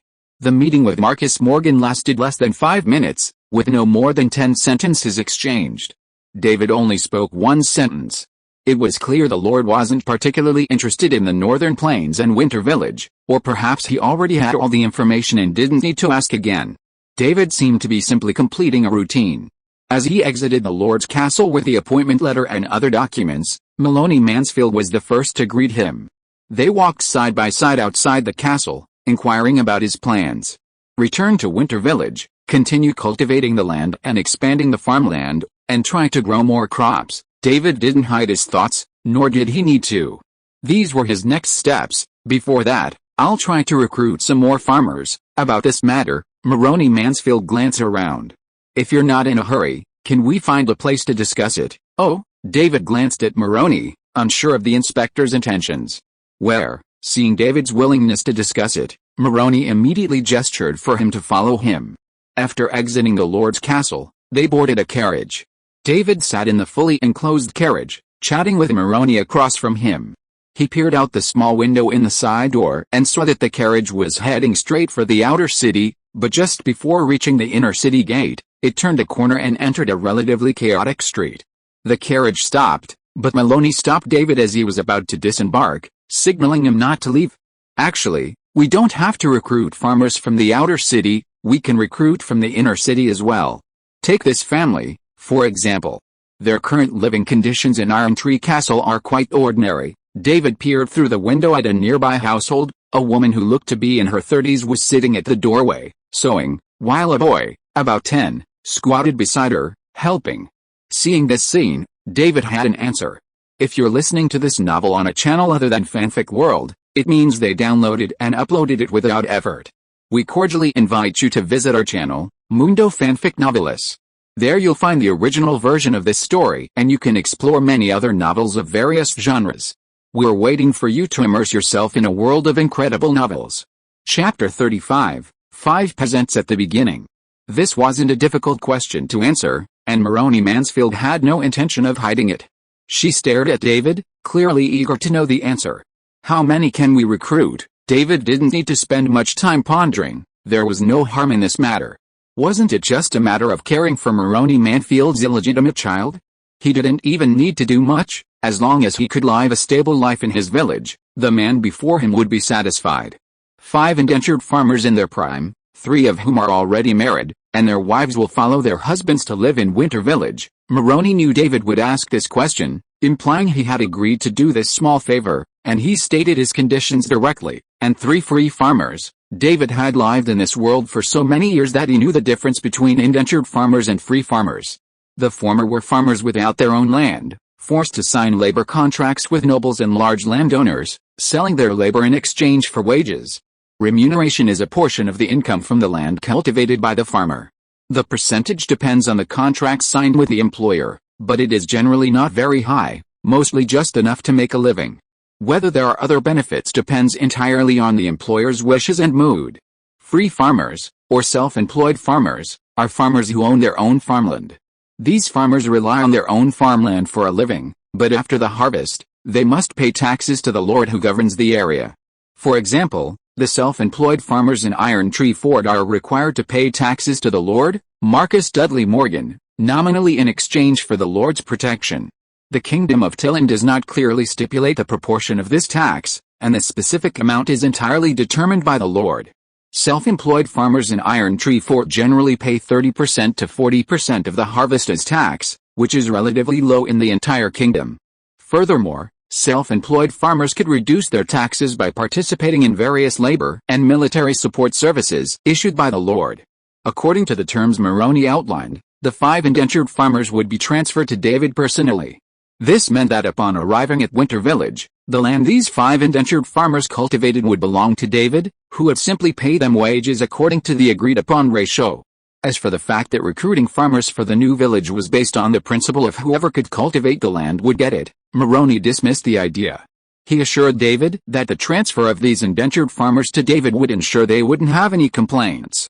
As for the other 3 so-called free farmers, David knew it was just a title, likely intended for the mother and son outside. After the 3 free farmers cultivated the land, they would sell it to the mother and son, turning themselves into indentured farmers working for them. This transformed the mother and son into small landowners, providing them with a stable income. I'm a little curious. Of course, you don't have to answer if you don't feel comfortable, Moroni gestured, letting David know he was going to ask about a mother and child. Sure enough, that's exactly what David was asking. Given your position, it wouldn't be difficult for you to take care of them nearby, right? For a noble official like Moroni Mansfield, having a lover and an illegitimate child wasn't unusual. So, sending them to a remote countryside? Judging from his various arrangements, he probably had some feelings for the illegitimate child. Perhaps he felt a fatherly responsibility to care for the child. It's not a difficult task, but it's a bit troublesome. Sending the child outside will ensure that he grows up safely and without worries. Moroni glanced at David. He asked David for help because he felt that he would definitely understand why he did this. It won't do him any good to stay here, I understand. David nodded. It seemed that the Mansfield family was not very peaceful. He didn't have much interest in the internal affairs of these aristocratic families. He turned his head and glanced at the mother and child outside. What are their names, Con? David originally wanted to ask the mother and child's names, but Moroni only answered boy's name. As for the child's mother, he didn't mention it, as if to express an attitude. He only cares about the child, not the child's mother. David didn't know if his guess was right, and he wouldn't be stupid enough to ask about such a thing. After nodding to show that he understood, he stopped dwelling on the situation of the mother and child. Finally, he asked when he could leave. If you're willing, you can leave Iron Tree Keep tomorrow morning. In that case, we'll set off after breakfast tomorrow morning. Very well. 5 indentured farmers and 5 free farmers, including the mother and son, will pack their belongings and depart with you tomorrow morning. David didn't ask if such a short time frame would be difficult to arrange. The fact that Moroni even mentioned this proved he could easily handle such a situation. From what Moroni said, it seemed as if a small caravan would be leaving Iron Tree Keep for Winter Village with him tomorrow, not just a few farmers and their families. He didn't ask for details, he'd know the answer tomorrow anyway. As David had expected, the next day, after he finished breakfast and packed his belongings, he left the lodgings Moroni had arranged for him. A small caravan had been waiting for him at the door for a while. "This is from my master," said Moroni's attendant, Huey, who, along with the farmers, respectfully handed David a thick bag. Unsealing the bag, David took out the contents and briefly examined them. He discovered contracts from several farmers, along with a list outlining the contents of the caravan. A quick glance gave him a general understanding of the caravan before him. David smiled and nodded to Huey. "Give Lord Mansfield my sincere thanks. As for caring for the illegitimate child, Huey, a servant, wouldn't bring it up here, nor would David say. I'll leave it to him." Such matters were tacitly understood, and there was no need to discuss them publicly. Now that all the items were in David's hands, Huey could return to report. David, unwilling to waste any more time, briefly acquainted himself with the farmers before mounting his horse and taking the lead. Leading the group of a dozen men, 2 horses, and 2 ox carts, they slowly headed towards the outskirts of Iron Tree Fort. Once the group had exited the outer city, gazing at the vast plains and the pass still some distance away, David took out a list and examined it carefully. The contracts of the 5 indentured farmers were transferred to his name, with terms lasting 50 years. Essentially the same as selling one's body. The 5 indentured farmers were all young, 3 were married but childless. These 3 women were also in the group, riding on the same ox cart as the mother and son. The 3 free farmers were isolated, but David suspected they had already signed their indentures, likely in the hands of the mother and son. The group consisted of 8 farmers, 3 family members, the mother and son, and David, who was on horseback reading the list. David's 2 horses, 4 oxen pulling the carts, and several chickens and ducks, that was all the livestock and poultry the team had. There were also several brand new farm tools, 5 brand new hunting bows, 500 newly made arrows, several longswords, warhammers, and hand axes. The odds and ends filled 2 carts, so they also sent 2 more. Even if they were just ox carts for transporting goods, they were the best means of transportation for Winter Village, which had nothing. Before the horses, transporting things had been done by hand. By the time the team returned to Winter Village, it had truly become a village. A dozen people gathered together, and it was much more lively than just 4 or 5. Putting the list away again, David sat on his horse with his head held high, his mind filled with the bustling and increasingly better scenes of Winter Village. As his imagination grew, the style of these scenes gradually deviated. For example, the originally backward ancient village gradually built asphalt roads, erected electric poles, built skyscrapers, and constructed world-shaking strange landscapes. Seeing that his village was no longer satisfied with living on the ground and began to build a spaceport and prepare to colonize other planets, David suddenly remembered something: there seemed to be no craftsmen in my village. David, who fell back to ancient times from the spaceport in an instant, looked back. He was sure that none of the people behind him were craftsmen, and the pass had disappeared from sight. Should he take people back to Iron Tree Castle to recruit a group of craftsmen? Forget it. Let's get these people back to Winter Village and make arrangements before we recruit some craftsmen. He needed to deal with the immediate situation first. Once the farmers had settled in and Winter Village's agriculture was back on track, he'd have the confidence to recruit more craftsmen. Craftsmen's living conditions depended on their population. A village with a large enough population was attractive to them. I definitely need a blacksmith, but maybe a stonemason. If he could recruit a stonemason, David could even design a more comfortable house for himself. After all, a large stone house would undoubtedly be superior to the few small wooden cabins in Winter Village. With the time and effort, he could build a house as comfortable as the one he lived in his previous life. And find a carpenter to create a complete set of furniture. Would that improve my living standards? As he thought about it, David's mind once again flashed with images of paved roads, castles, and space fortresses. Chapter 36 The Winter Village gradually takes shape. This time, returning to Winter Village from Iron Tree Keep took several days longer than Laura and I had originally walked. The group of over a dozen people and 2 carts took nearly 20 days to reach the village. Laura, Mark, and Tyrion Fordring were all a little surprised to see David bringing so many people back. Previously, David had only brought back Artis, the man who had raised and taught him. Why so many this time? Is the effect so noticeable after receiving the official commission? Laura knew David intended to try recruiting farmers again after receiving the official commission, but she figured even if he could, it would only be 2 or 3. Now, there were 13 gathered before them, not counting David. The specifics are a little different than you thought. I'll explain the details later. As a responsible village chief, he couldn't just bring the people back and leave them alone. He had to make some arrangements. Fortunately, the original few large wooden houses hadn't been demolished. Besides the warehouse, there was still one large house left, which could be used to house the people temporarily. While winter was still a long way off, he could build shelter for everyone.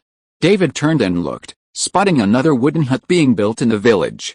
Is that Addis's place? Yes, with Fording's formidable labor, the relative simplicity of these simple wooden huts, and the village's ample lumber reserves, Addis and Alfie's homes were quickly built. How much lumber is left? I've chopped some more these past few days, but I'm just replenishing my stockpile. The remaining wood might only be enough for 1 or 2 new houses. David nodded, knowing what to do next. Fording would have to continue his work as a lumberjack for the time being. After all, no one in the village could chop trees more efficiently than him.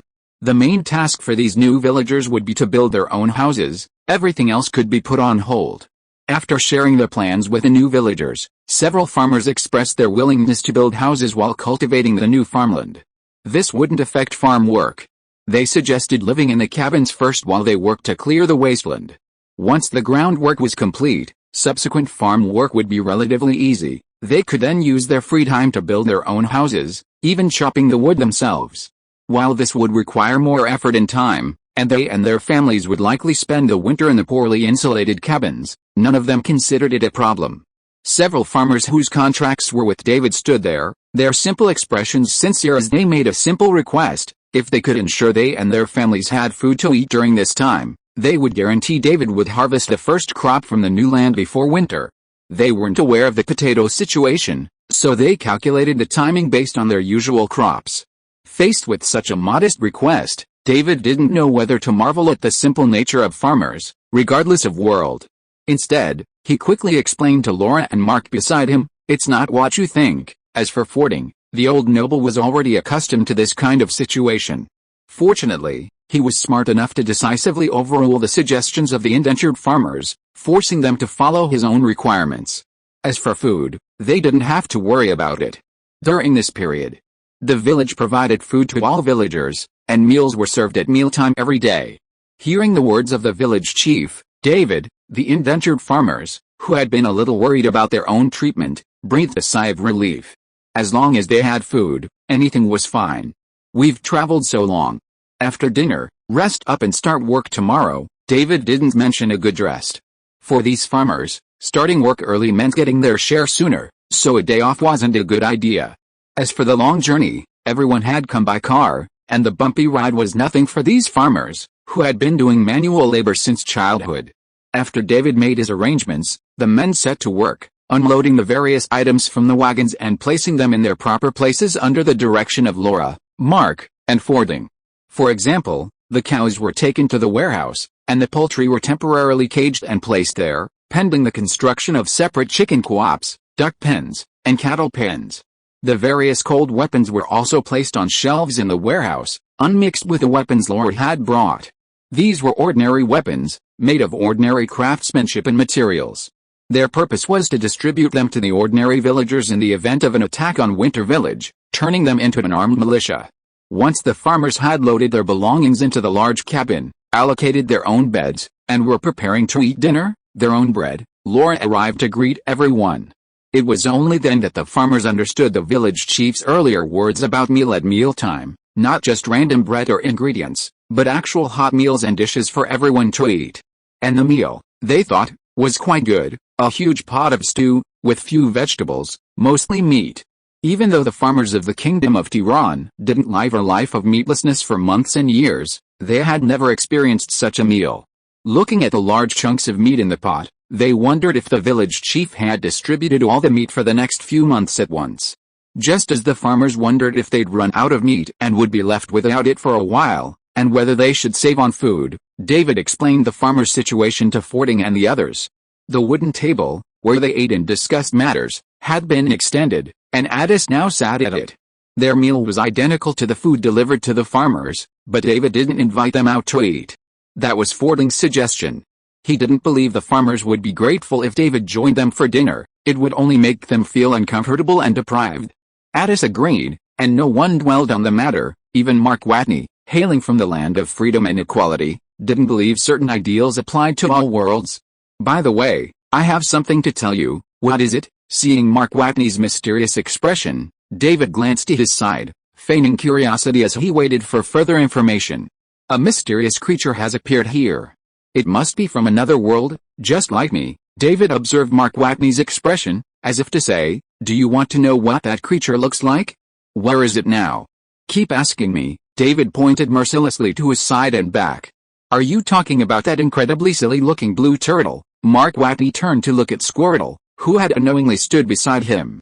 Then, looking at David, who showed no sign of surprise, He immediately realized that David had known about Squirtle's existence for a long time.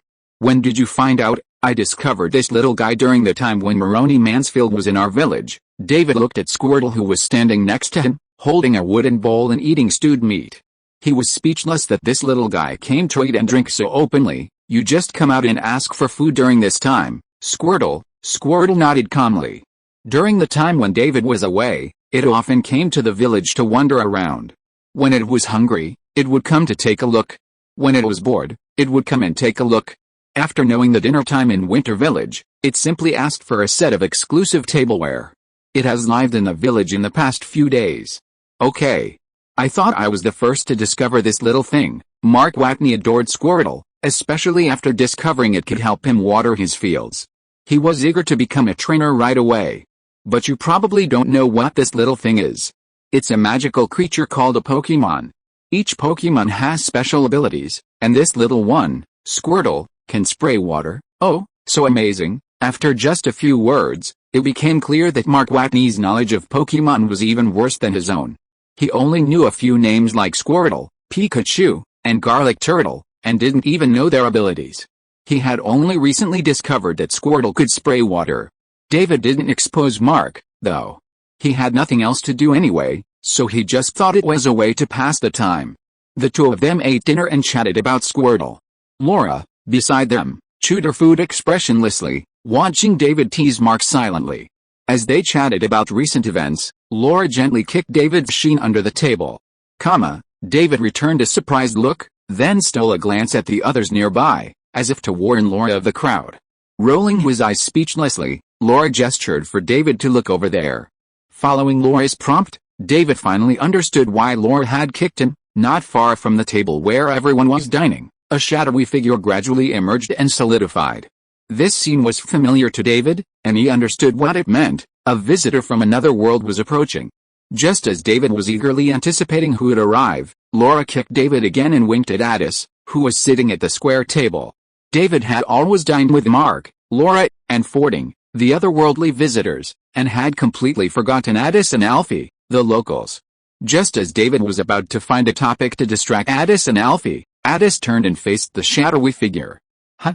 Is someone coming our way?" Chapter 37 The Little Blacksmith. David turned his head to look at the phantom, then at Addis, their eyes meeting. "Is it an enemy?" Addis didn't ask David if he had seen it. The old hunter believed that David, the man he had personally trained, couldn't have a worse eye than his own. "I don't know," David tentatively said. He discovered that Addis and Alfie weren't seeing a phantom, but a distant shadow, their details unclear due to the distance. As the figure gradually approached, the phantom in David's eyes gradually solidified.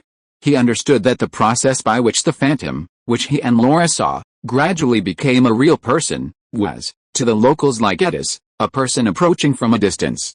This realization was not only realized by David, but also by Laura, Fording, and the others.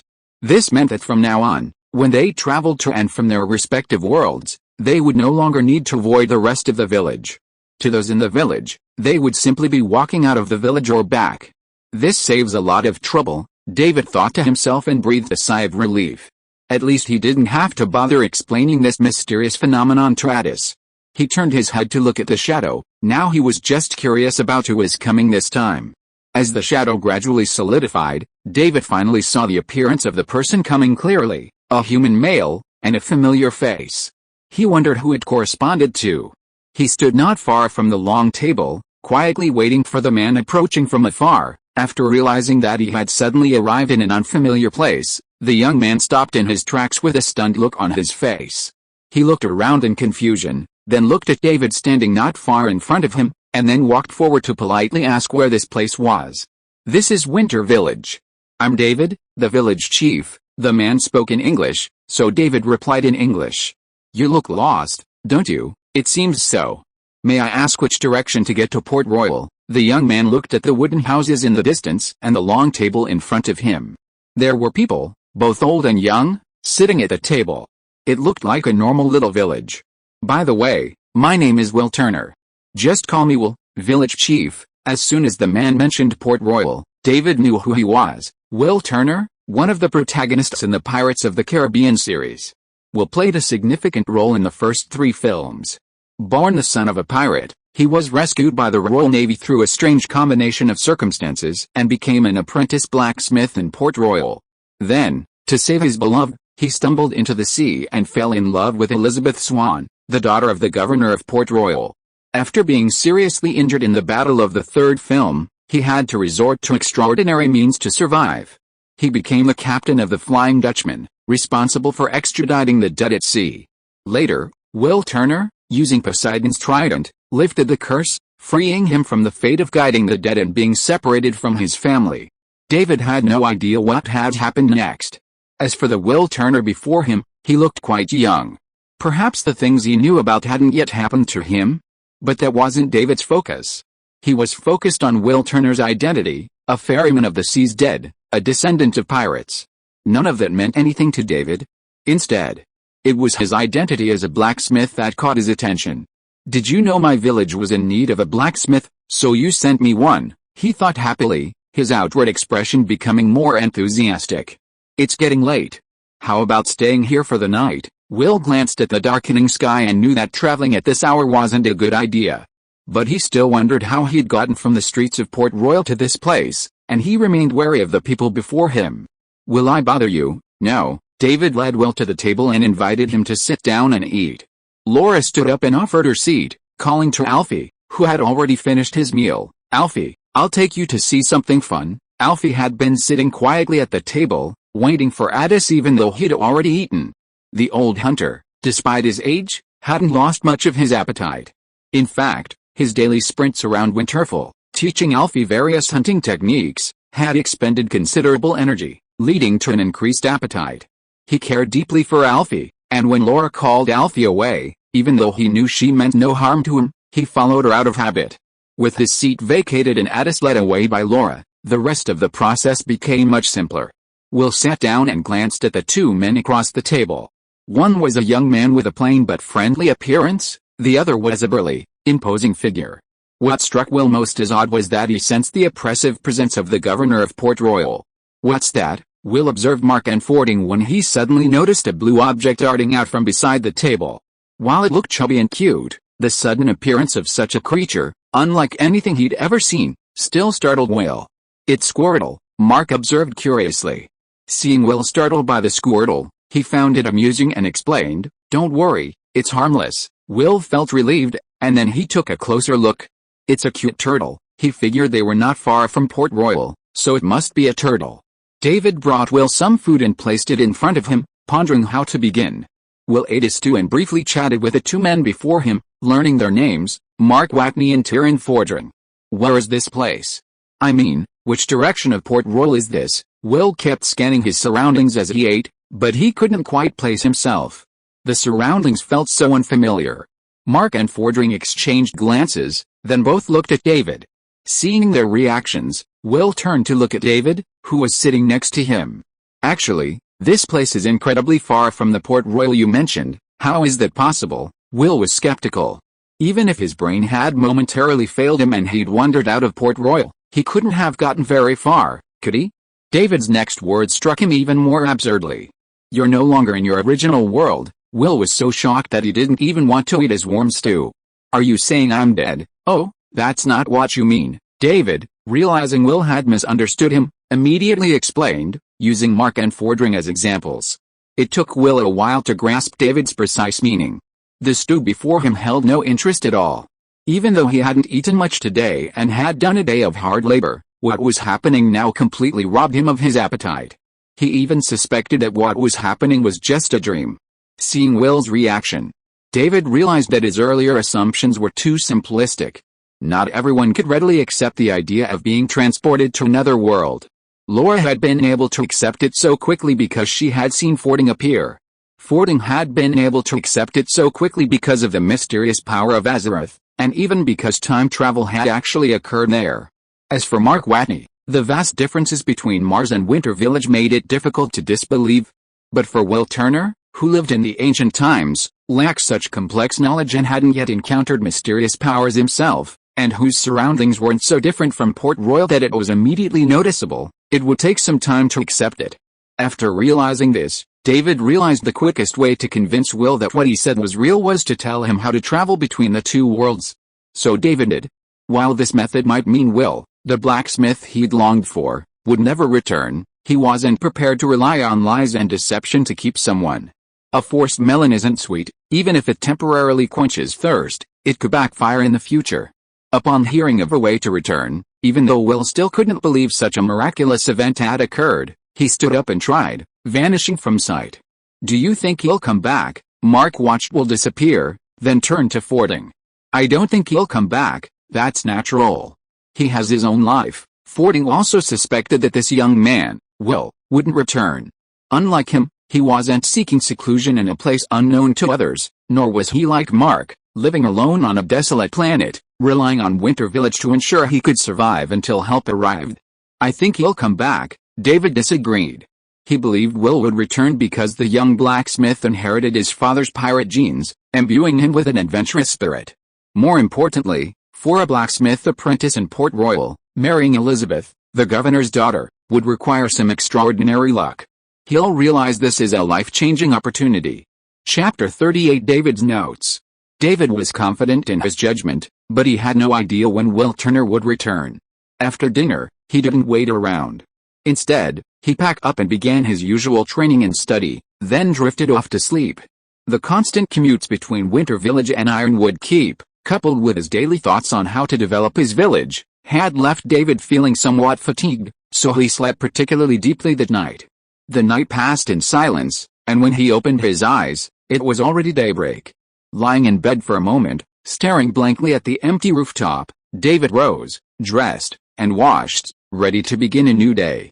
Opening the door, he saw Winter Village, so peaceful and tranquil just moments ago, now bustling with activity. Those who had followed David into the village yesterday were now busy with various tasks. The men had already chosen their homes and were working together to dig shallow pits for their foundations. The women were also busy, using treated lumber to build chicken co-ops and cattle pens. With Mark crisscrossing the village answering questions and Fording occasionally carrying loads of lumber, the entire Winter Village had become a bustling construction site, bustling with workers. "Are you up?" Laura appeared out of nowhere. Judging by the items in her hands and the backpack behind her, she must have just returned from her own home. "Your breakfast is on the table. It might be cold. Heat it up yourself." With that, she returned to her cabin and quickly emerged, heading out of the village. "What are you doing?" David asked, and Laura paused. "Didn't I tell you before? I have some things to do. I'm about to leave, and I'm making the necessary preparations." Without even considering whether David understood, she hurried out of the village again, vanishing into thin air. David walked over to the table, lifted the cover from it, and saw his breakfast. He tested it to see if it was still warm, so he sat down, facing the bustling crowd, enjoying the bustling scene while eating his breakfast. "Huh? You're up." Mark walked around, mainly reminding the new villagers where they couldn't build houses. He had already spotted that area and planned to use it as farmland for further reclamation, so building cabins there would definitely have to be avoided. He also took Squirtle to water his own farmland and check on the crops. Once he was sure everything was fine, he would go to the Mars base to check on the potatoes there. "Is everyone up so early? Because they have things to do, right?" Mark poured himself a large glass of water and sat down next to David, watching the busy farmers. "This scene is strangely moving." Yeah, David could clearly see the smiles on the farmers' faces, even from where he was sitting. Even Samantha, Khan's mother, whose name he had only recently learned after asking, looked forward to new life. "Seeing everyone busy, I want to find something to do, too." "I'm afraid there's nothing for you to do for now," Mark thought carefully. As the village chief, David had already done all the things he needed to do most. "Really? So, what do you need to do now?" Mark was curious about what David was going to do next. "Now that you mention it, I can't imagine what it is." The village had been established. He had even received official documents of appointment from the Kingdom of Tiran. Due to the unique circumstances of the pioneering team establishing the village, he was barely a small lord in a remote rural area. With suitable high-yield crops, ample game around Winter Village, abundant aquatic resources in the Winter River, and sustainable farming and a continuous supply of eggs and meat, food is plentiful for this village of a dozen or so. They're currently working on shelter, though they're still just wooden structures. Once that's settled, they can consider better and more comfortable accommodations. Even the blacksmith he'd always been thinking about has a clue now. It all depends on when the young blacksmith, Will Turner, will return. Everything is falling into place. At first glance, it seems David has nothing to worry about. All he needs to do now is develop the village step by step. What should he do next? Or what can he do? David needs to think carefully. After a long moment of contemplation, looking at the empty dishes in front of him, he got up to clean up. When he returned, Mark had already left. He was nowhere to be seen. Perhaps he'd returned to Mars? Walking along the road that barely qualified as the main thoroughfare, the one facing the door, David quickly toured a brand new winter village. David, Laura, Fording, and Mark's cabins were located on the easternmost side of the village, facing each other along the main thoroughfare. The table where they dined together was situated in front of David's cabin, at the eastern edge of the village. Further west, a little distance from Mark's cabin was Addis's cabin, and further still was the large warehouse. Opposite the warehouse was another temporary cabin, still to be demolished, where the farmers now lived. Meanwhile, the farmers had chosen to build their new homes to the north of the large cabin. Mark's farmland lay west of the cabin, extending westward toward the Winter River according to his plan. This was Winter Village as it existed today. Including the newly constructed houses, cattle pens, and chicken co-ops, there weren't many buildings in total. From anywhere in the village, one could see the entirety of it. Barring any unforeseen circumstances, once the farmers had built their own houses, the temporary cabin would be demolished. The large cabin, which served as a kitchen, blacksmith shop, and warehouse, would also be demolished sooner or later. A better warehouse would be built, and the kitchen and blacksmith shop would be separated into separate functions. What other plans could be made? David immediately thought of building a public toilet at the village's outermost edge. This would not only ensure sanitation within the village, but also serve as a storage space for fertilizer. Should I take a note? After a brief walk, David returned to his cabin, pulled out more brand new notebook, and sketched out a rough outline of Winter Village. Public toilet. With a rough diagram, his thoughts became clearer. We also need to dig a well. Previously, when the village was sparsely populated, fetching water from the river was a hassle, but with fewer people, water consumption slowed, so a longer distance was acceptable. Now, with around 20 people living in the village, running that far to the river was a bit of a hassle. So, digging a well was definitely necessary. Even if there wasn't any groundwater, they would have to find a way to bring water from the Winter River. Why not just build a water pipe? David's imagination was rife, and he considered the possibility of installing running water pipes. He was also dissatisfied with the village's dirt roads. Even if he couldn't get asphalt, wouldn't he at least get a gravel road? Not only would it make the village more sanitary and reduce the amount of dust, but more importantly, it would look more beautiful and cleaner. He thought and wrote, and as he wrote, he realized how many things he wanted to do. If he could complete the initial construction according to his vision, Winter Village would be a small town, with infrastructure that would surpass any other town in the Kingdom of Tiran. It seems like it's going to take a lot of time and effort to make all of this a reality. David reviewed his list of projects and circled the public restrooms, wells, and garbage dumps. These were the next priorities. The restrooms and wells were the highest priority, while the garbage dump was relatively simple. A fixed pit for disposal would suffice. Closing his notebook, David thought for a moment, but instead of immediately getting up to build a restroom or dig a well, he went back inside and retrieved a new notebook. This time, he listed the names of Lara Croft, Tyrion Fordring, and Mark Watney. Each person occupied a separate page. David then pondered, writing down whatever information he could recall on the corresponding page. For example, Lara Croft's page listed her knowledge of various ancient civilizations, proficiency in multiple languages, proficiency in bows and guns, and climbing prowess. Tyrion Fordring's page included information such as priest of the Church of the Light, first-generation Paladin, one of the most powerful users of the Holy Light, and Lord of Hearthglen.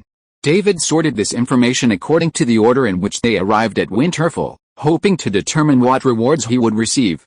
Things like languages and archery on Lara's page and Holy Light on Fordring's page had become his talents. On Mark Watney's page, he noted potatoes and placed a question mark after fertile soil. Last on the list was Squirtle. Looking at Squirtle, who sat next to him, sipping from a cup and occasionally glancing at him with his adorable eyes, David wondered what he would gain from him. He had secretly experimented, and he couldn't spray a lot of water from his mouth like Squirtle could, and he had just gone around the village, and nothing new had appeared in the village like potatoes had grown after Mark appeared. Could it be that his relationship with Squirtle was not good enough, so he hadn't received the reward yet? After writing down the information he had thought of, David hesitated and finally only wrote Will Turner's name, and drew a question mark at the end. Whether this little blacksmith can become the blacksmith of Winter Village has not been finalized. It would be too depressing to write so much and find out that none of it can be obtained in the end. He tore off a few pages filled with words and burned them all to ashes with his sacred fire. David suddenly thought, if they really appear 2 by 2, does it mean that there is a new person coming? Chapter 39 Strong Woman Laura. Who's the other one? When's he coming? David, filled with anticipation, didn't get an answer. Instead, Laura grabbed him and helped him sort things out. What's all this? Jungle clothing, polar clothing, diving suits, weapons, ammunition, medicine, climbing gear, fire-making tools, food, clean water. Laura pointed to the piles of things before her and began to explain them to David. The sheer volume of equipment filled Laura's cabin, making it difficult to find a place to rest. David stood at the cabin's doorway, speechless as he surveyed the pile of equipment inside. Winter Village has become your portable supply depot. Yes, Laura readily admitted, giving David a sweet smile. And you, a priest who can use holy light to heal, protect, and buff people. Huh. David wanted to grumble, it's a shame I can't save this, but he swallowed his words. After all, that didn't sound particularly auspicious. By the way, do you want to try that thing we agreed on earlier, holy light? Yes, David had long ago promised Laura that he would transfer some of the holy light's power into her body, allowing her to experience what it felt like to wield it.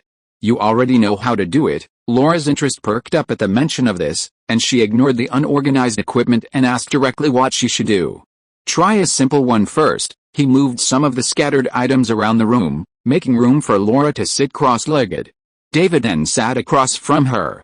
Hold my hands. Laura spread her hands out, watching with curiosity as David placed his own hands on her upturned palms. Feel the flow of energy. As David spoke, a warm current appeared in Laura's palms, slowly flowing down her arms and into her body. What an amazing feeling. Laura watched as a golden light enveloped her hands, then slowly moved up her body. The areas bathed in the light felt warm, like being bathed in warm sunlight, without the worry of sunburn. Is this the holy light? It was completely different from the first time she'd been protected by David's holy light. Back then, Laura hadn't felt anything special. Only when she was attacked would a golden glow flash, fleeting, making it difficult for her to experience any special sensations. But now, she could clearly feel the energy flowing into her, slowly spreading throughout her body. Not long after, Laura was enveloped in holy light, which gradually faded and vanished. At the same time, the warm, comfortable feeling she felt gradually faded. This change left her stunned for a moment. Is this a failure? It's not a failure. The holy light is already within you. You just need to learn how to mobilize and use this power. What should I do? Well, David pondered, realizing he wasn't sure what to do in Laura's situation. He had obtained the holy light directly, so mobilizing it had no difficulty, and he didn't face the same challenges Laura faced. Perhaps I should ask Fording. He surely knows how to mobilize the holy light already stored within him. In theory, Laura's current situation was very similar to the Blood Knights created by the elves of Quel'Thalas. Those elves drew the holy light from the holy beings like the Naru and stored it within themselves, thus gaining the same abilities as human paladins. The downside is that Blood Knights can only rely on their own internal reserves of holy light. When casting holy light spells, they can't count on external holy light for assistance. Furthermore, as their internal holy light depletes, it must be replenished by returning to the main city and drawing from the Naru. The same is true for Laura. Once her holy light is used up, it's gone. Unable to restore itself, she can only seek replenishment from David. However, this minor issue isn't a problem for Laura. Her most pressing concern now is technique. After all, Laura is different from the elves. The elves of Quel'Thalas have extensive experience wielding arcane energy. Few races excel in this skill, which is why they can employ such tricky methods to train Blood Knights. By the way, the holy light within you means you can boldly undertake some extreme training. What do you mean? Laura paused, her understanding of David's meaning lost. Then, Realizing she had witnessed David's regular training sessions, many of which were beyond the reach of ordinary humans. "Can I train like you?" Indeed, with the protection of the holy light, Laura could more boldly exploit her body's potential. Even if she couldn't learn how to use the holy light stored in her body, this alone would allow her to continuously grow stronger. "I'm going to give it a try. You don't need to organize your equipment. If what you said is correct, I can undergo more rigorous training, so we can wait a while before setting off." Laura's idea was simple. If David's judgment was correct, then she planned to improve her physical fitness to a higher level before setting off. By then, with sufficient logistical supplies and the protection of the holy light, she felt that she could calmly deal with various possible troubles. After all, she already knew that her world also existed with mysterious powers. Who knew what strange situations she would encounter? "If I train my strength even stronger, can I bring heavier things here?" Laura's mind worked quickly. In addition to being able to better deal with danger, she also thought of another benefit. "Even if I can't lift a car, a motorcycle shouldn't be a big deal, right?" David remembered that the weight of a motorcycle was between 150 and 250 kilograms, the exact amount depended on the brand and type, but even the lightest kind, ordinary people couldn't lift it, right? Not to mention carrying it around. If Laura could train to that level. David's mind flashed with the image of Laura strolling back and forth in the village with a motorcycle in her hand. The picture was a little hard to watch. He was frantically imagining all the bizarre behaviors of the strong woman Lara Croft. Laura had already gone to Fording to learn how to use the holy light, and by the way, was considering whether to build a gym in Winter Village. David watched Laura running towards the forest in the north, and he was free again, so he sat back at the table. Mark should have just returned from Mars, and it seemed that he had taken a bath there. These alien villagers in Winter Village, like Laura and Mark, could go to another place to solve their personal problems at any time, and they were not too dependent on the infrastructure of Winter Village. However, as the population of Winter Village increased, various facilities had to be built. David and Mark discussed the public toilets and wells. Mark felt that the toilet problem was easy to solve, but Laura needed to provide some building materials. Otherwise, with the materials in Winter Village, there would be many problems with the toilets built. "Let me talk to Laura." "Where's Laura?" "She went to see Fording." "You can talk to her about this after dinner. In fact, there's no need to rush. Laura should be here recently." Mark was surprised. He remembered that Laura said that she would go back to her own world to deal with some things recently. "Didn't you say you were going out to deal with some things?" "The travel schedule has been adjusted due to some circumstances." David did not hide it from Mark and told him that Laura wanted to use the magic of the holy light to improve her physical fitness. Is there such a thing? Mark hadn't expected such a good offer, but after glancing at David, he didn't make any similar requests. He wasn't stupid. He could tell that Laura and village chief David's relationship had long since deteriorated. He could only silently resent his own rough edges. What a shame. Mark's exaggerated expression left David speechless. He wanted to say he wasn't that kind of person, but that didn't hold much water. After all, he hadn't considered sharing the holy light with Mark, and in some ways, Mark was right. "Now, to prove your fairness, shouldn't you offer to share some of the holy light with me?" Laura's drained it all. "I'll talk to you when I recover," David replied with a chuckle, sensing Mark was joking. However, to avoid a situation where he'd jokingly say the truth and potentially spark conflict, David added sincerely, "Once Laura has gained some basic mastery of the holy light, I'll help you master it." Mark, sensing David's seriousness, didn't say no, for he was genuinely interested in the mystical power. "Then it's a deal." As Mark said this, David felt a sudden sensation. He wondered if it was the gradually scorching sun that had made him dizzy. Thinking of a possibility, David decided it would be a good idea to check around. As the village chief, it was his job to regularly check on the village. As he stood up, David spotted a shadowy figure that had just appeared. "Hey, someone's coming." "Is that Will back?" Mark also noticed the shadowy figure nearby, wondering if it was the young Caribbean blacksmith. Of course, it could be someone else. Because of the repeated instances, everyone suspected that new people might appear in pairs. Maybe, David wasn't sure. Before the figure solidified, it was impossible to make out anything clearly, not even a hint. Just as David and Mark waited in anticipation for the answer, something unexpected happened. A second shadowy figure appeared next to the previous one. There must be someone new. Chapter 43 Teams in One Frame. Waiting quietly for the figures to solidify, David observed the two phantoms, suspecting one was most likely Will Turner. However, just as Will was about to approach, another newcomer appeared. However, the reality was completely different. As one of the figures solidified, its posture changed noticeably. Unlike Lauren and Fording, who had appeared walking, this one appeared as if holding something. As the figures became more distinct, a blue figure suddenly rushed towards David.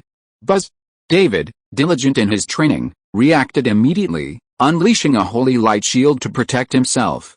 The figure suddenly charged towards him, colliding with David's shield and stopping in front of him. The round shield with a Union Jack pattern in its hand came into clear view. This shield, as David examined the shield bearer finally reacted. A look of confusion filled his face as he gazed at the man standing before him, shrouded in golden light. The longsword he had raised in his right hand lowered, leaving only the round shield in his left hand to protect him. "Where is this place? Who are you?" The woman spoke in British English, David's third most familiar language. "This is Winter Village. I'm David, the village chief." David shifted slightly, primarily to protect Mark, who had little combat power. "Don't be nervous. We're not your enemies." The woman holding the round shield looked around. It looked like a very backward rural village, with no trace of modern civilization anywhere. She was a little confused as to where she had ended up. However, the young man before her spoke a familiar language, which made her feel a little relieved. She wondered if she had returned to England. "My name is Carter, Peggy Carter." David had guessed his identity the moment he saw the round shield with a Union Jack in his hand, Captain Carter, who, due to some accident, had received the super soldier serum in Steve Rogers' place, becoming a super soldier. Given his appearance, David wondered if Captain Carter had come to him when he pushed the giant octopus into the portal. He simply pondered these thoughts in his mind, not rushing to explain the situation to Captain Carter. Captain Carter was, after all, a superhero on the side of justice. Unless they showed any hostility or committed any evil, she wouldn't attack them. As for the previous attack, it was likely a simple accident. If David's guess was correct, Captain Carter was struggling with a monster when the immense force suddenly vanished, allowing Carter, who was fully engaged in the fight, to strike David with her shield.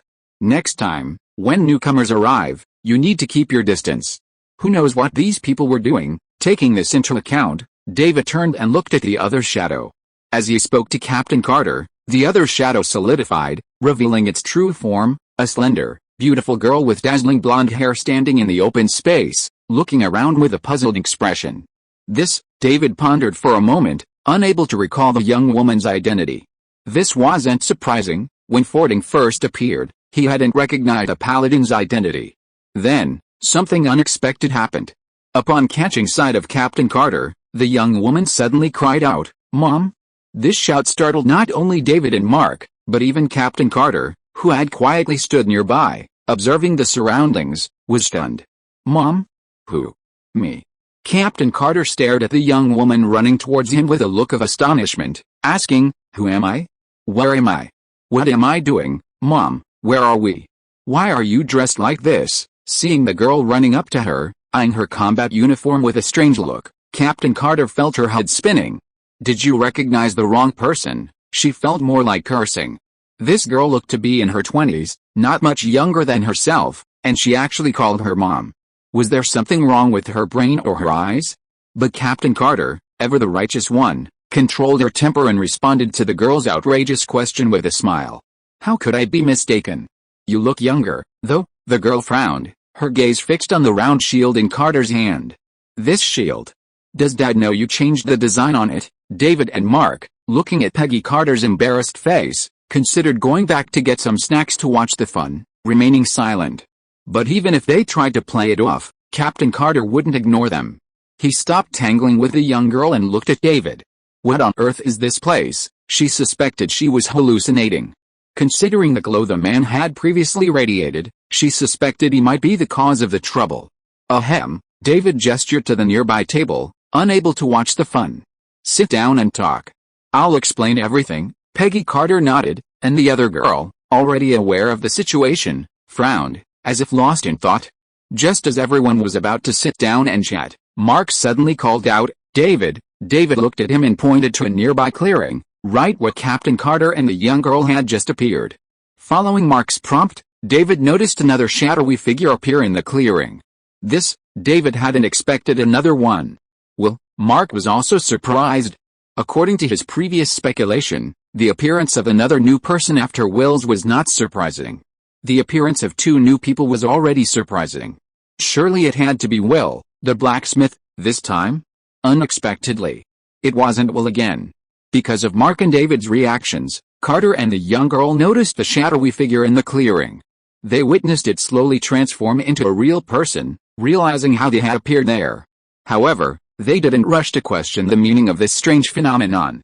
As the shadowy figure gradually became real, revealing its clear features, the two women, newly arrived at Winter Village, could no longer sit still, standing up in surprise and staring at each other.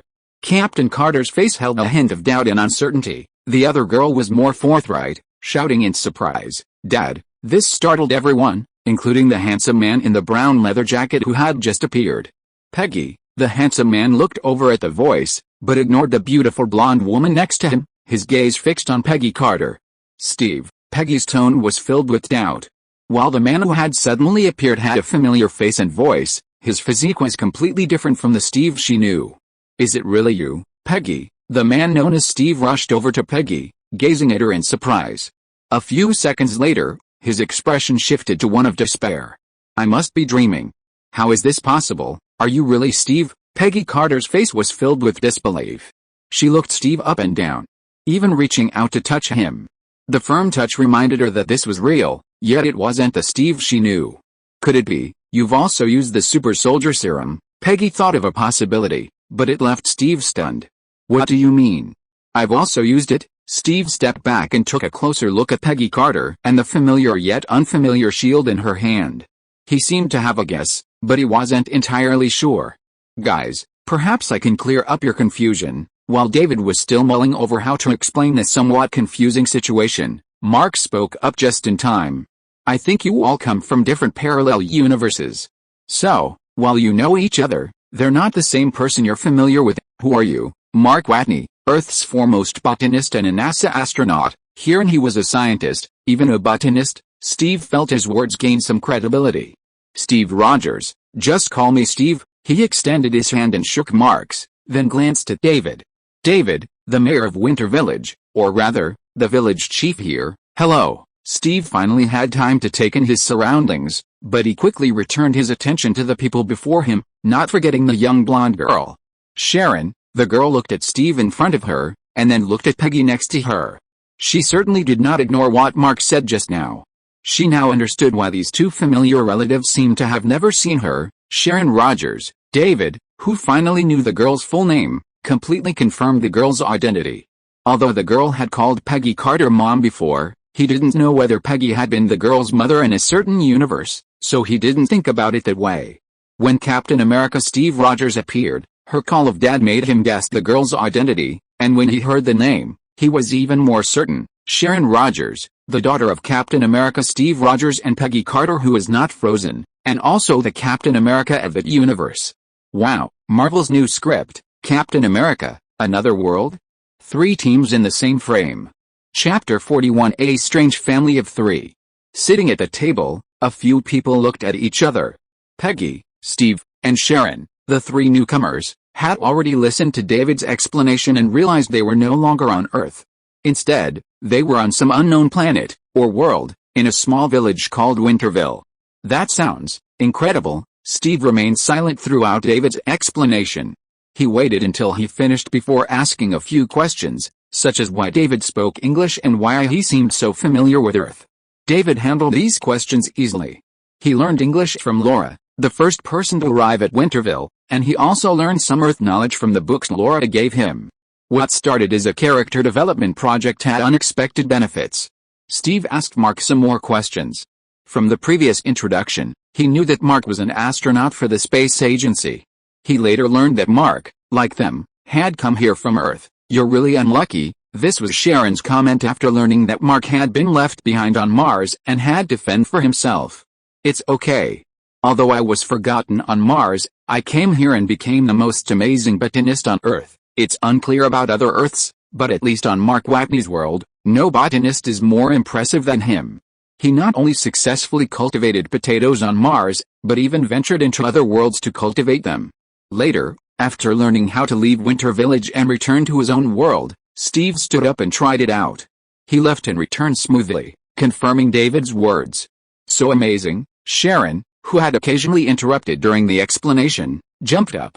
But something strange happened. No matter how she walked or ran outside the village, she showed no sign of becoming a shadow. This unprecedented situation puzzled David and Mark. Mark immediately ran out of the village, worried that something had gone wrong, preventing everyone from leaving freely. In the end, Mark made a successful trip to Mars and returned to Winter Village. No problem, it's normal. At this time, Peggy, who had been listening quietly and hadn't spoken a word, also tried it. Similar to Sharon's situation, no matter how hard Peggy tried to travel back and forth at the edge of the village, she showed no sign of disappearing. What's going on? David wasn't entirely sure. After all, he had never experienced this kind of time travel himself.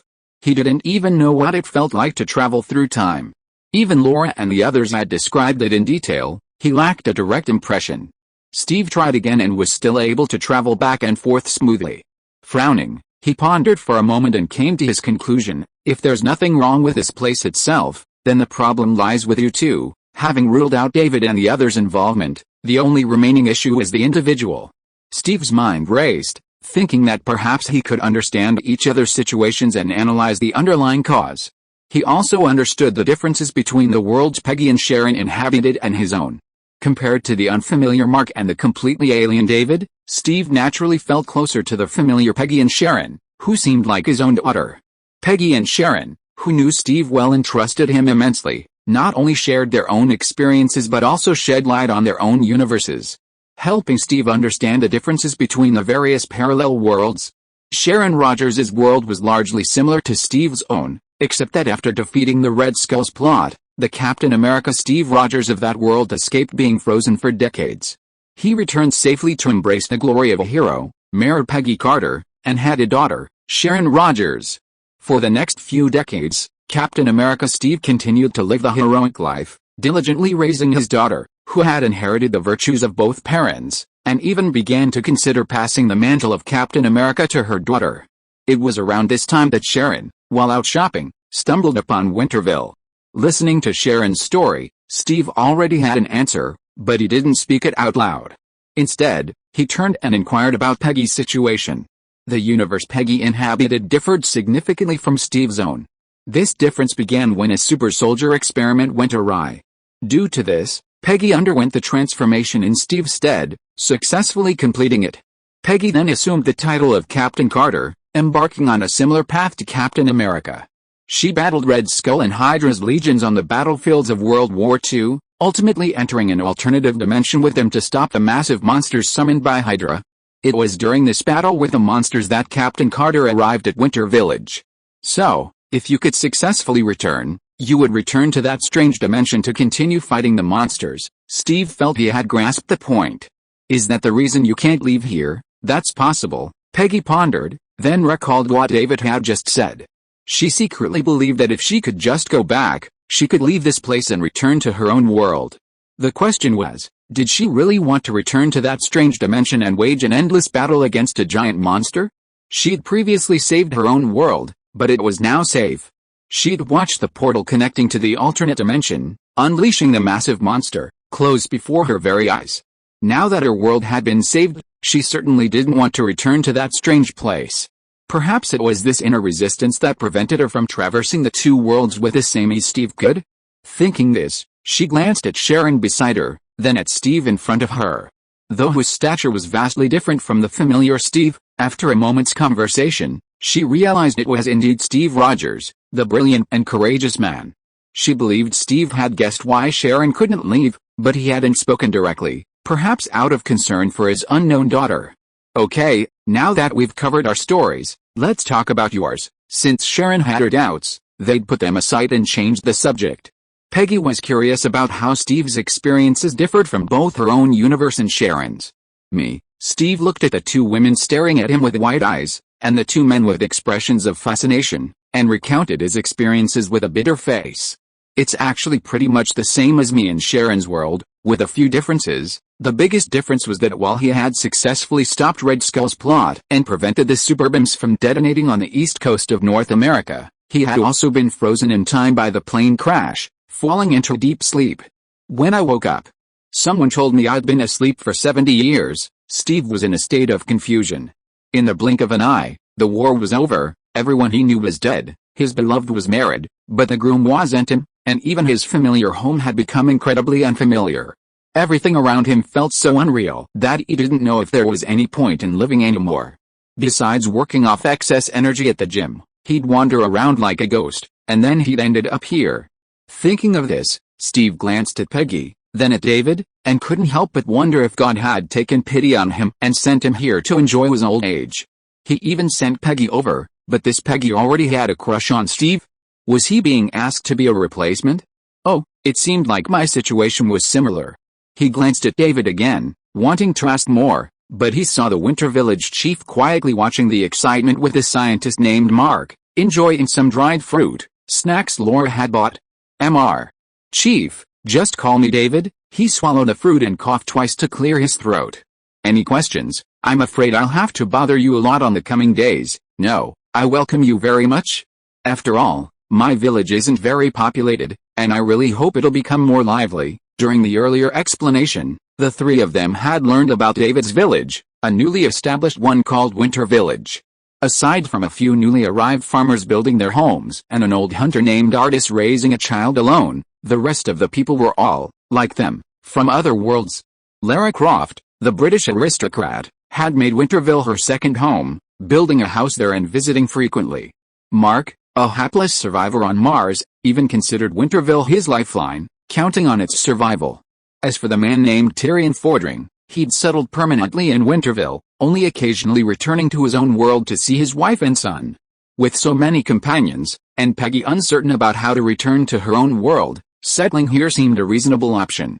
Since Peggy was set to live here, Steve often visited his old friend. It was only natural for him to lend a hand when she needed it. While he knew Captain Carter wasn't the Peggy he knew, seeing this familiar face made it impossible for him to pretend he hadn't seen her before and return to his own universe to continue his life as her living dead. Seeing Steve staring at Peggy, Sharon Rogers wanted to shout, "Have you forgotten something?" If you're listening to this novel on a channel other than Fanfic World, it means they downloaded and uploaded it without effort. We cordially invite you to visit our channel, Mundo Fanfic Novelis. There you'll find the original version of this story and you can explore many other novels of various genres. We're waiting for you to immerse yourself in a world of incredible novels. Chapter 42: The Disappearing Stone Tablet. Steve Rogers, Peggy Carter, and Sharon Rogers. Winterville had 3 new residents. Crucially, all 3 possessed extraordinary physical prowess, allowing them to easily build a new house even without assistance, let alone with the help of others. Upon learning of the new arrivals, Fording, Laura, and even the unsuspecting Addis welcomed them and offered their assistance. As a result, Steve, Peggy, and Sharon's house was built with remarkable speed, completing the main structure in just 2 days.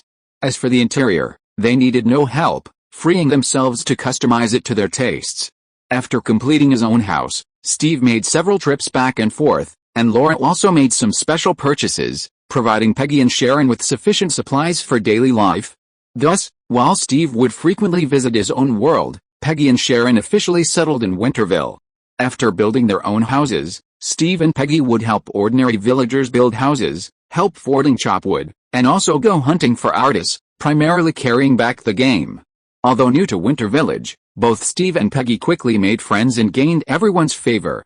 This natural ability to win everyone's favor was truly remarkable. In comparison, Sharon Rogers seemed less conspicuous, even occasionally perching in a corner, quietly watching Steve and Peggy chat happily with the villagers. Not adapting to life here, no, Sharon turned to look at the British girl named Laura. "I'm just finding more shortcomings." "Oh, I see." Laura looked at the tall, beautiful blonde girl in front of her and suddenly understood why she was there, so quietly observing her parents' parallel universe counterparts. Everyone already knew the identities of the several people. With the exception of Fording, who came from Azeroth, both Mark and Laura knew Captain America. As for Captain Carter and Sharon, who was suspected to be Captain America's daughter, they didn't know each other particularly well, But thinking about Marvel's myriad parallel universes, they had a rough idea of what was going on.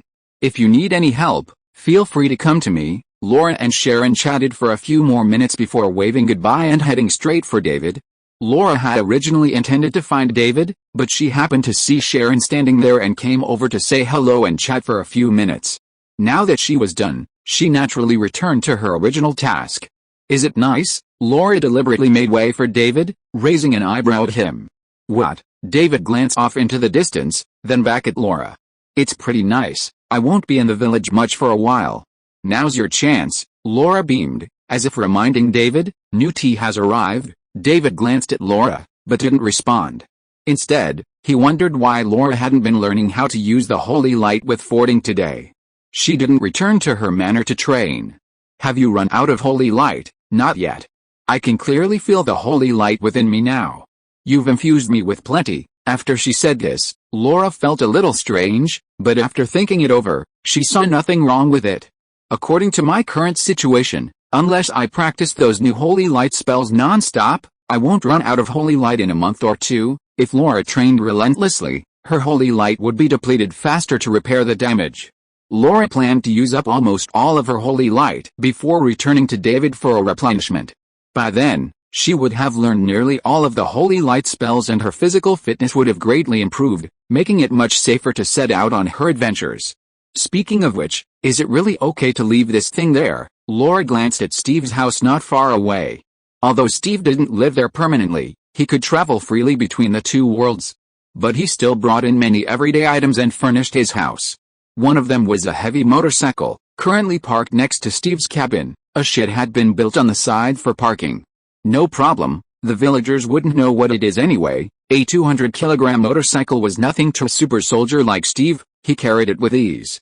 Even Steve, newly transformed and yet to fully realize his potential, could lift a motorcycle and 3 curvaceous women with ease, as if you were lifting a foam board. Remembering how some people in his past life had always said that Steve's physical prowess was merely the human limit, David was speechless. Whether it was the comics, the data provided by Marvel, or Captain America's various performances in the cinematic universe, Steve's physical prowess was at the extraordinary level. Even at the lower end of the extraordinary level, it was still far from the so-called human limit. And there were 3 such captains in Winter Village. Like Captain America Steve, Captain Carter underwent super soldier transformations, acquiring formidable physical abilities. Sharon Rogers, on the other hand, inherited her father's exceptional strength, making her a natural-born transcendent. Add to that the ranks of Azeroth's first Paladin, Tyrion Fordring, the Tomb Destroyer and Paladin apprentice, Lara Croft, and David himself, and Winter Village's military might seems a bit overpowered. It doesn't seem like a good sign. Don't just raise flags randomly, Laura heard David muttering and reminded him not to say such things, especially at a time like this. What do you mean? David realized there was something else in Laura's words, remembering that she seemed to be looking for him specifically. Is there something going on? Well, remember that ancient altar we stumbled upon earlier? After the small talk, it was time to get down to business. Laura lowered her voice and mentioned what she and David had discovered during their exploration of the northern forests. I went to take another look today. Anything unusual? David certainly remembered the altar. At the time, he had considered taking his harvested potatoes to it and offering them according to the inscription on the altar when he had time. However, after discovering that trolls used similar altars to gain strange powers, he decided not to do so. He was worried about attracting strange powers or attention, and even considered destroying the altar. However, after that, he kept going back and forth to Iron Tree Castle, and when he returned, he was busy arranging the new farmers, then the young blacksmith, and various captains. He had almost forgotten about it. The stone tablet is gone, huh? David suspected he might have misunderstood Laura's words. The stone tablet is gone? Literally, yes, literally. The stone tablet is gone. The entire altar has been destroyed. Laura described her findings in detail. According to Laura, the altar beneath the mine was no longer an altar. Only the remains of its base remained. The base had been shattered into tiny fragments, making it nearly impossible to reassemble. Furthermore, the stone tablet at the heart of the altar had vanished completely. I've carefully examined the rubble. And it definitely doesn't include the stone tablet. Laura was confident in her expertise and was 100% certain that the rubble contained no part of the tablet. An earthquake. David dismissed the suggestion as soon as he said it. The mine wasn't far from Winter Village. If an earthquake that strong had occurred, it wouldn't have been unnoticed. And how could an earthquake have destroyed the stone tablet? Shattered it into dust? Someone took the stone tablet and destroyed the remaining altar. This was the most likely possibility. David immediately thought of a troll, but he doubted that troll had such intelligence. Maroney Mansfield. After much deliberation, the primary suspect fell on Maroney Mansfield. This noble official from Iron Tree Keep was the only outsider to have visited Winter Village and stayed there for an extended period. Although Maroney had spent most of his time touring Winter Village with David and rarely ventured beyond its boundaries, such an incident didn't require the personal involvement of someone of his stature. The actions of Maroney's subordinates naturally fell under the responsibility of the noble official. Of course, David didn't rule out the possibility that one of Maroney's subordinates was responsible, without Maroney's knowledge. Whoever did it, what was the purpose? Is it a threat to us? That, more than just the culprit, was the most crucial question. David pondered for a moment, finding himself at a loss for an answer. Many things couldn't be figured out simply by sitting here and thinking. Lacking sufficient intelligence, he didn't even know where to begin his analysis. In this situation, the only solution is to become even stronger, so as to cope with any possible crises. As long as we are strong enough, no conspiracy or scheme will be able to stop us. Hearing David's unresolved solution, Laura felt that this response was too passive, but she couldn't think of any better solution. However, Laura soon discovered that David's self-strengthening was a little different from what she had imagined. Laura, can you get some heavy machine guns, mortars, or similar weapons? Chapter 43 Public Facilities Draft. Heavy machine guns, mortars, and the like weren't easy to come by, and even if Laura could get some, restocking the ammunition wouldn't be easy. While she'd occasionally stockpiled weapons, they were primarily pistols, primarily for self-defense, unlike David, who stockpiled them for a possible war. If Steve hadn't fallen asleep for 70 years, maybe he could have helped you get those things. Or maybe he could have found a way to get Peggy back. Her world is still raging in a world war. Slapping David's treacherous hand away, Laura stood up and dressed, jokingly remarking on David's idea. And building bunkers and the like is completely unnecessary, right? Even if someone wanted to attack Winter Village, with the strength of Steve, Peggy, and Fordring, we should be able to easily handle it. I'm just trying to make sure nothing goes wrong. Steve might not be in the village, but Peggy and Fordring, one rarely returning to Azeroth, the other unable to return to their own world, primarily stayed in Winter Village. With their strength, ordinary threats wouldn't be enough to harm the village. Besides these two, the old hunter Addis is no slouch either, not to mention Sharon Rogers, the second-generation Captain America, though she hasn't officially taken up the mantle yet. As he stood up and dressed, he heard Laura say, "I'm going home," and then run off. David knew Laura had gone home to shower, leaving him with the relatively primitive methods of washing up in Winter Village. Perhaps the most important thing the village needs isn't a well, but a running water system. Installing a pump and water filtration system on the banks of the Winter River, connecting it to Winter Village with pipes, and building a water tower or something would be considered a relatively basic running water system, right? Can you talk to Mark about this? What do you want to talk to me about? David muttered as he opened the door to leave. Unexpectedly, he ran into Mark, who seemed about to knock on the door. You're just in time. These are the materials we've considered and finalized. We need Laura's help preparing them. Mark handed David a sheet of written paper. I was worried I'd disturb you. Laura went home. He took the paper, glanced at it, and then put it away. I'll give it to her when she gets back. I see. Mark didn't ask Laura why she'd rushed home so early in the morning. He did the same thing every day, waking up early and heading straight to the Mars base. What did you say you wanted to discuss with me? About the water problem? Aren't you planning on digging a well? I've looked around the village, and there are a few places where wells might be found. David had discussed this with him before, and Mark had been researching it these past few days, besides tending to the farmland. I think a running water system would be a good idea. Mark blinked, feeling that the village chief's ideas were changing so quickly that he couldn't keep up. How did he suddenly go from digging a well to building a running water system? Did you think you were playing SimCity? And isn't the span of your civilization a bit too vast?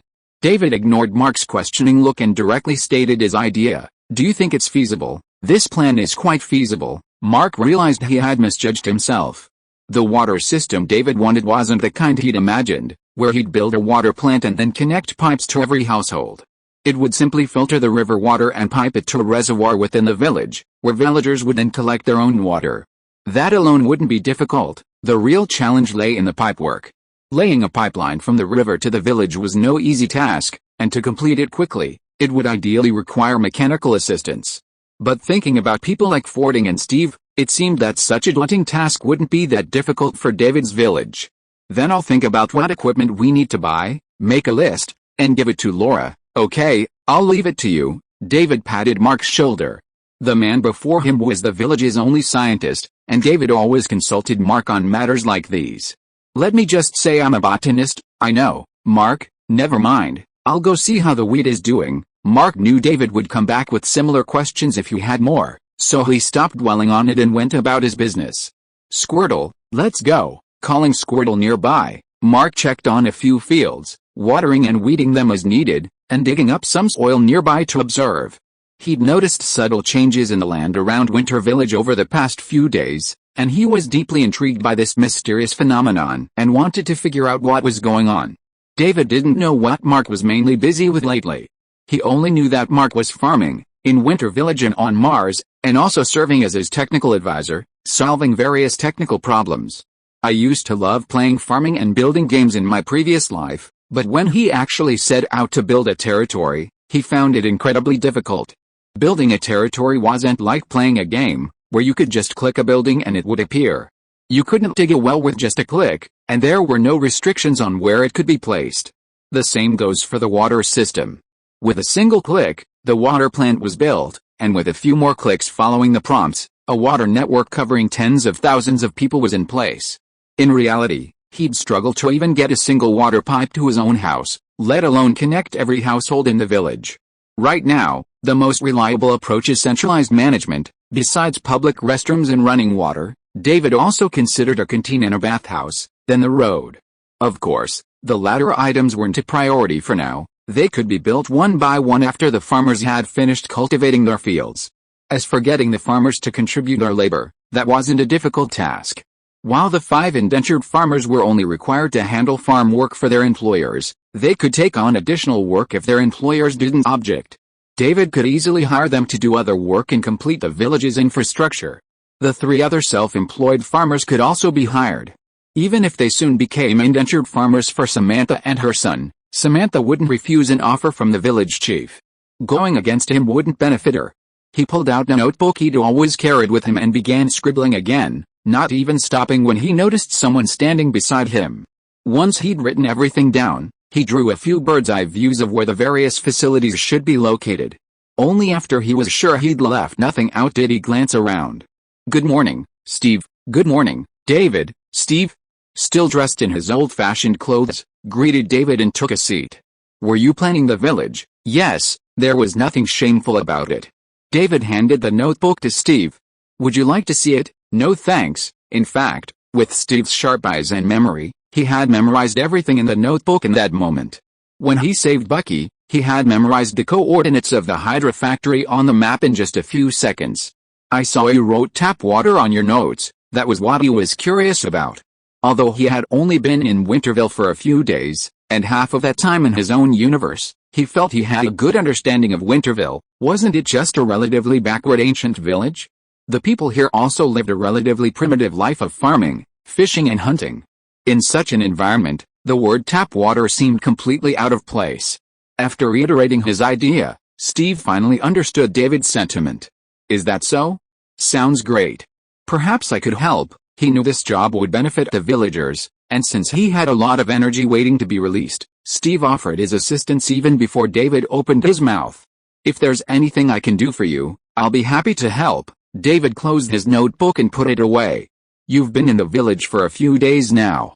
What do you think of my place? Because 2 of the 3 captains couldn't leave, and because they all knew each other, David didn't rush to talk to them too much. He planned to wait until they were settled in and had adjusted to life here before he spoke with them. So even if Steve hadn't approached him today, David was ready to find an opportunity to talk. Now that he had approached him, it was convenient for David. It's a peaceful and tranquil village, and the people are so friendly. Steve, usually serious, cracked a rare smile. Honestly, I almost thought God thought I shouldn't stay in that world anymore, so he sent me here so I could enjoy my old age? Enjoy my old age? Isn't it a little early to be thinking about retirement? David, looking at Steve's youthful appearance, found Steve's words strange, even though he understood why he was saying it. Too early? I'm already over 90. Steve shook his head, speechless at the situation. After all, no one could accept the thought of opening their eyes and becoming an old man. Weren't you frozen in time for 70 years? So technically, you're only in your 20s, and you still have the best years of your youth ahead of you, David offered a soothing reassurance. Besides, for some special beings, 90 isn't considered old. I'm not that special, am I? Becoming a super soldier through an experiment with a low success rate, earning the title Captain America, and waking up after being frozen for 70 years after a plane crash. Believe me, you're very special. Chapter 44, Fording's Iron Ambition. Steve's peculiarity went far beyond what David had described, but some things were inconvenient to discuss right now.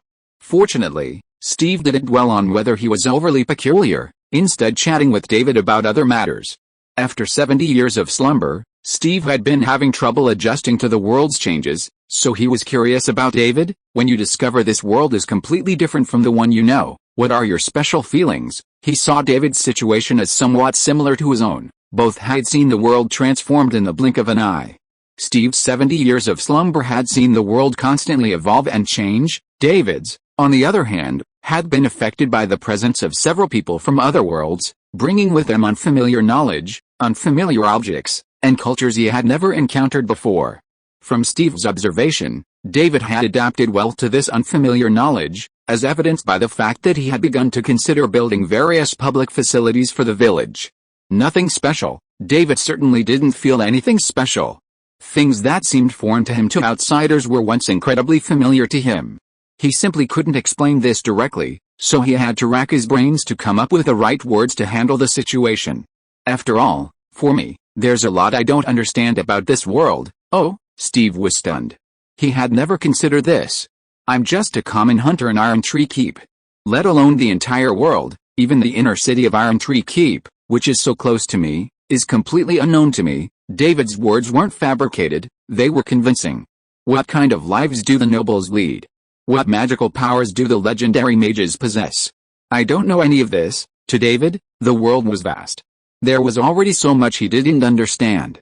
Even if we added in what Laura and Fording had brought, what would it really mean? He then used Laura as an example. Besides me, Laura was the same. Before she encountered Himiko in a shipwreck, she was also unaware of the mysterious power that existed in her world. Compared to the vastness of the world, which held countless untold secrets, the little he knew was nothing. If it weren't difficult to state it directly, David would have liked to use Captain America Steve's Marvel Universe as an example. After all, his world was full of all sorts of messes. So there was no need for Steve to dwell on the unfamiliarity of the world. He had never truly been familiar with it in the first place. Perhaps the world you live in is completely different from what you think it is. You have a point. Listening to David's words, Steve began to understand a lot. Yes, did he truly understand the world he originally lived in? Was it really what he thought it was? Perhaps his understanding was just his own assumption. Besides, through his interactions with Peggy and Sharon over the past few days, he had already vaguely sensed something. His own world might be hiding many secrets. Because Peggy had witnessed Hydra summon a massive monster, Sharon had also vaguely mentioned that even after the war ended, he hadn't rested as Captain America, still using his identity to solve various problems. The world is huge, and there's always a need for constant exploration. And new discoveries aren't necessarily a bad thing. Take the bedding Laura sent me, for example. Lying on it is much more comfortable than lying directly on the ground or a wooden plank. David's words brightened Steve's mood considerably, especially the last few words, which seemed to touch a certain part of Steve's heart. Hearing his new ideas again wasn't necessarily a bad thing. Honestly, I'm not really used to those soft beds. I'm more comfortable with your wooden beds. Is that why you come here every day? Do you like hard wooden beds? For now, I guess so. Steve's expression brightened considerably. His whole spirit and energy transformed from when he first arrived. Nice to talk to you, David. I'm going to help out over there. Call me if you need anything. Feel free to talk to me anytime if you need anything. David stood up and shook hands with Steve. Seeing the gratitude on his face, he knew that after a few days in Winter Village, Captain America Steve Rogers had accepted him as a friend. Just as Steve turned to leave to help the villagers build houses, David felt something change in his body. In particular, the holy light within him suddenly surged. What's going on? The holy light surged, but nothing unusual happened. David's thoughts calmed the vast holy light within him, and at the same time, his mind became much clearer. David had finally figured out what was going on. Because he'd established a rudimentary friendship with Steve, he'd received a reward from him. What was a bit surprising was that the reward wasn't physical, but mental, a mental enhancement. David immediately understood the situation. Not only had the holy light within him surged, but its quality had also significantly increased. Simultaneously, his mental strength had made it easier for David to mobilize the holy light. Furthermore, his memory seemed to have improved, allowing him to recall details of past lives with greater ease. Captain America's most commendable quality is his strong mental willpower, so receiving a reward in that area doesn't seem surprising. As for not receiving a physical reward, that wasn't a loss for David at all. Not to mention the two captains in the village waiting to be conquered. As long as his holy light continued to increase, his physical fitness would continue to improve. Besides the physical boost from the holy light's wash, he could also unbridledly exploit his potential. Just as David was looking for a place to train and amp up his physique, Laura returned from her home. "What are you doing?" Laura, standing by and watching David stupidly posing in various bodybuilding poses, finally couldn't help but ask, "Are you not satisfied with your body after seeing Steve? How is that possible?" David looked back at Laura and retracted his raised arms. "I was just thinking, if I continue to exercise, will I become like Tyrion? Fording's body should be the most exaggerated in the entire Winter Village. Compared with him, Captain America Steve can be said to be thin, and the strong muscles make Fording look like a square sometimes."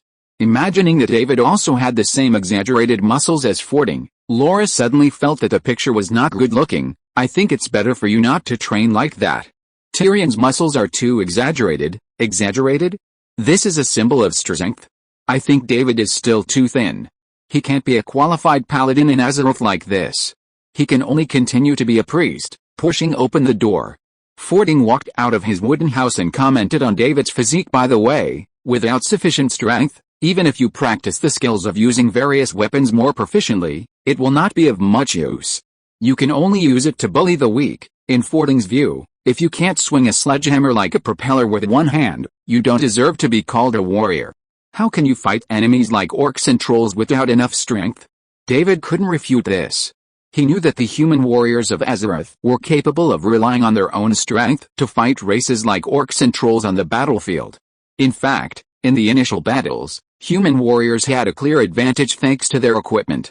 Unlike the plot in the movie, when the first war between humans and orcs broke out in the game world, humans were not at a physical disadvantage.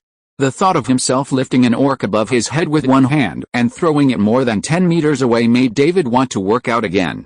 Fortunately, Fording took the initiative to change the subject, making a request to Laura. "By the way, next time, could you bring me a few more war movies?" "No problem." Listening to their conversation, David finally realized that Fording had been up so late today because he had stayed up too late watching a movie the night before.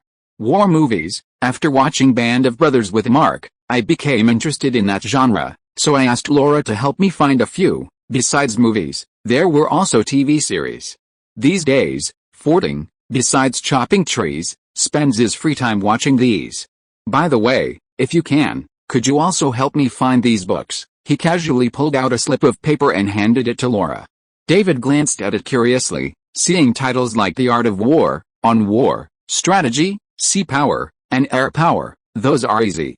Do you want English versions?" Fording thought for a moment and finally said he wanted the original text. As for the corresponding language textbooks, he remembered David had them. "In that case, it might take a few more days." "It's okay, I'm not in a hurry." David, who was standing nearby and witnessing all this, had endless images of Scourge soldiers being bombarded by planes and artillery, and being burned by soldiers with flamethrowers after being pushed down by tanks. Although he knew that such images were nonsense, after all, Fording couldn't bring a base vehicle back to Azeroth. Even if he understood this kind of fighting style, There was no corresponding industrial system. Why do I feel a little pity? If possible, I really want to see this scene with my own eyes. Suddenly realizing that something was wrong, David remembered that the technological level of Azeroth was actually not low. The gnomes, goblins, and dwarves had a lot of advanced technology in their hands. So, is this scene really possible? Chapter 45. You have a new task, please check it. After chatting with Fording for a few more minutes, David realized that Fording had not only secured a supply of lumber for the village's new houses but had even replenished the previously depleted stock. No wonder Fording had stayed up late watching movies and woke up late this morning. It turned out he had run out of pressing tasks, so he'd taken a day off to rest up. However, Fording only intended to rest for one day.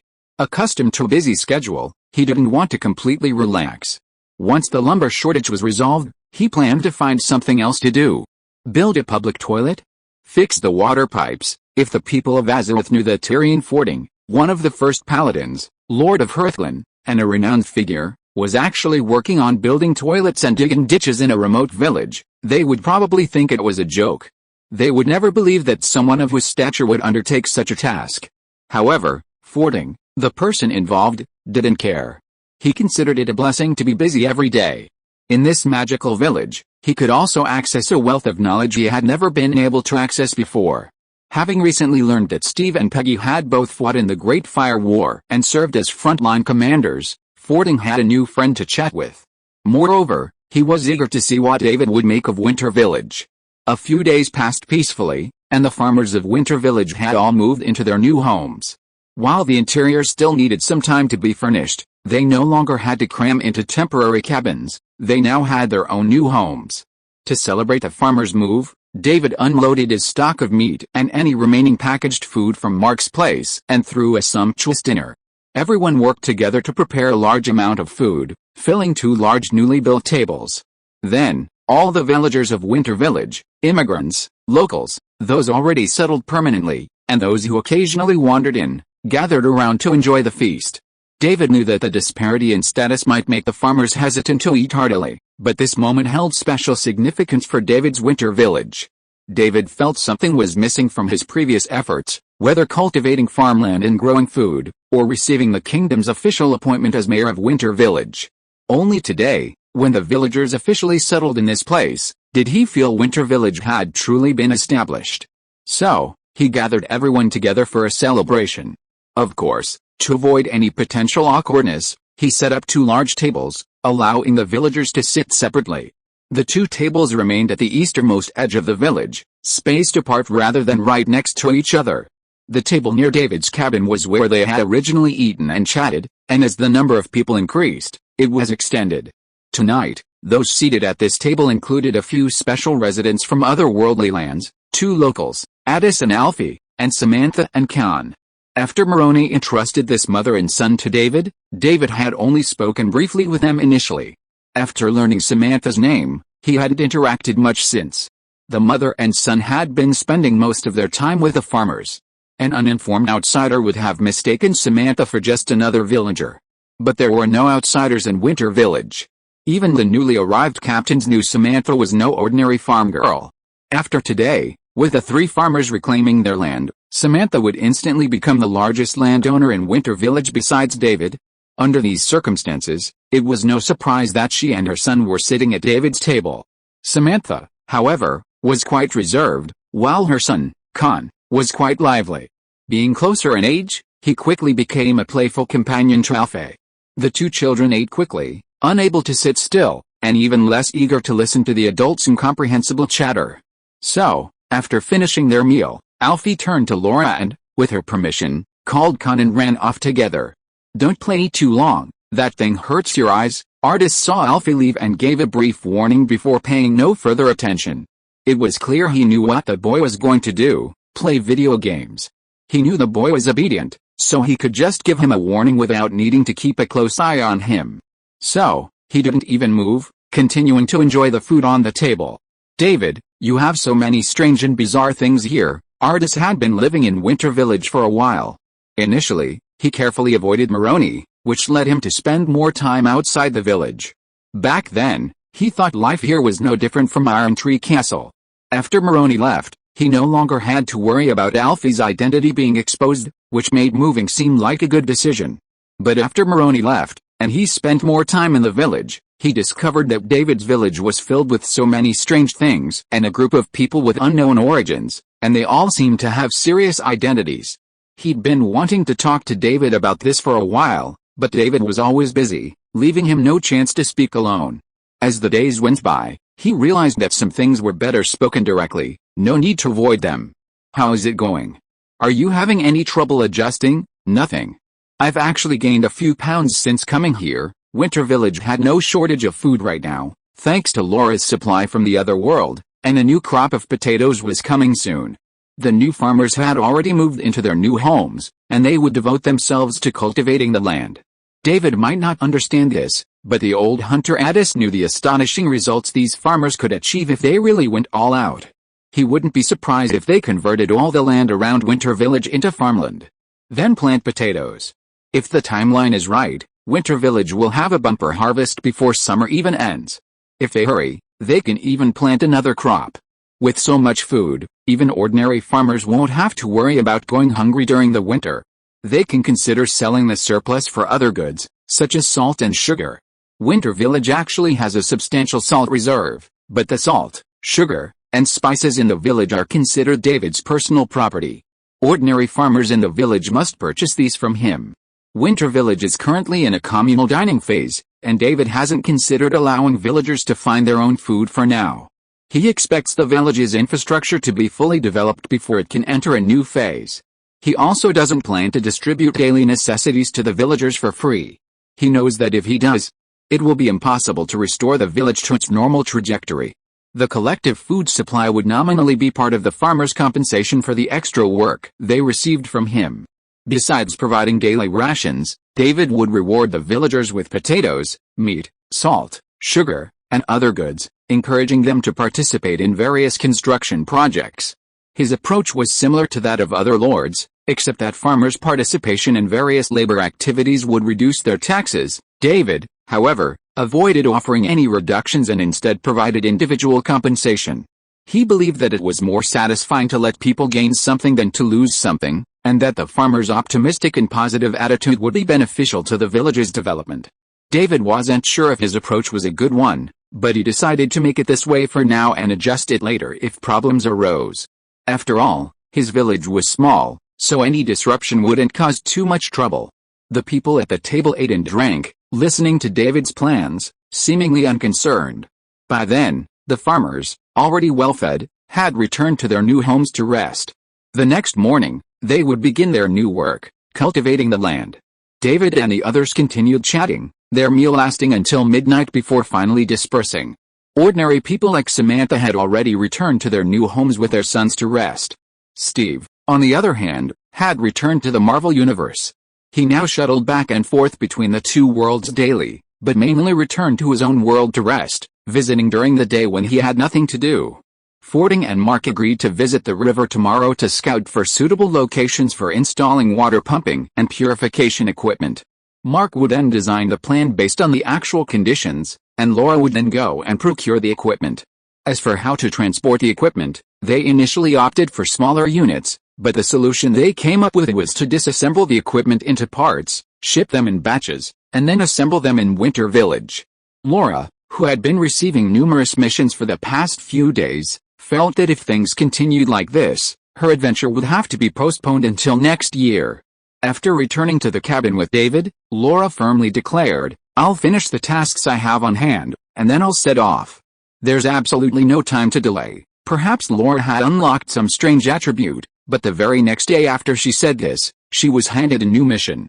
Will Turner, the young blacksmith who had disappeared for days and whom David had thought would never return, finally reappeared. After thoroughly understanding what had happened, he expressed a keen interest in becoming Winterfell's blacksmith, especially given the freedom to travel between Winterfell and Port Royal. He felt that building a career here would make him a better match for his beloved Elizabeth. So, top-notch blacksmithing equipment, and some related books, David looked at Laura and patted her weak shoulder. "Please." Chapter 46 Holy Light. Laura. My name is Will Turner, and I'm an apprentice blacksmith. I arrived in Port Royal at a young age and grew up in this Caribbean's most prosperous port city, where I learned to become a skilled blacksmith. I'm not bragging, the swords I forge are undoubtedly the finest of their time. Sooner or later, I'll become one of the world's most renowned craftsmen. But that doesn't change the fact that I'm still just an apprentice blacksmith, and this has become the biggest obstacle in my pursuit of Elizabeth. What can I do? How can I bridge the gap between us?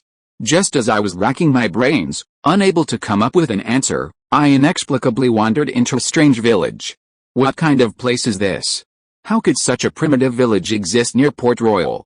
After hearing everything explained by the young village chief, David, I found it all absurd. Talk of two different worlds was simply incomprehensible. Perhaps I'm just still asleep?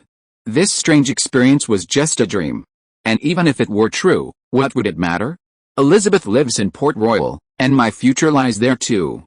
But even after many days, I couldn't contain the curiosity that kept rising in my heart. It was as if a voice kept telling me, this is an opportunity. If you miss it, you'll regret it forever. I finally returned to the place called Winter Village and followed the method the young village chief had told me. After a brief conversation, I learned that the village was in need of a blacksmith. Chief David sincerely invited me to become Winter Village's blacksmith. This seemed like a great opportunity for me. I could have a blacksmith shop all to myself, instead of just working for someone in Port Royal. But Elizabeth. Just as I was about to refuse, the village chief told me that I could travel freely between Winter Village and Port Royal. The distance between the two places was even closer than the distance from the blacksmith shop to the governor's palace in Port Royal. So I didn't have to worry about being separated from Elizabeth. I happily accepted the job and invited Elizabeth to visit my blacksmith shop once it officially opened. But I never expected that the first job in front of me would be like this. I'm a blacksmith. Will Turner pointed to a pile of parts in front of him and complained to David, these things don't seem to be my job, I'm the village chief.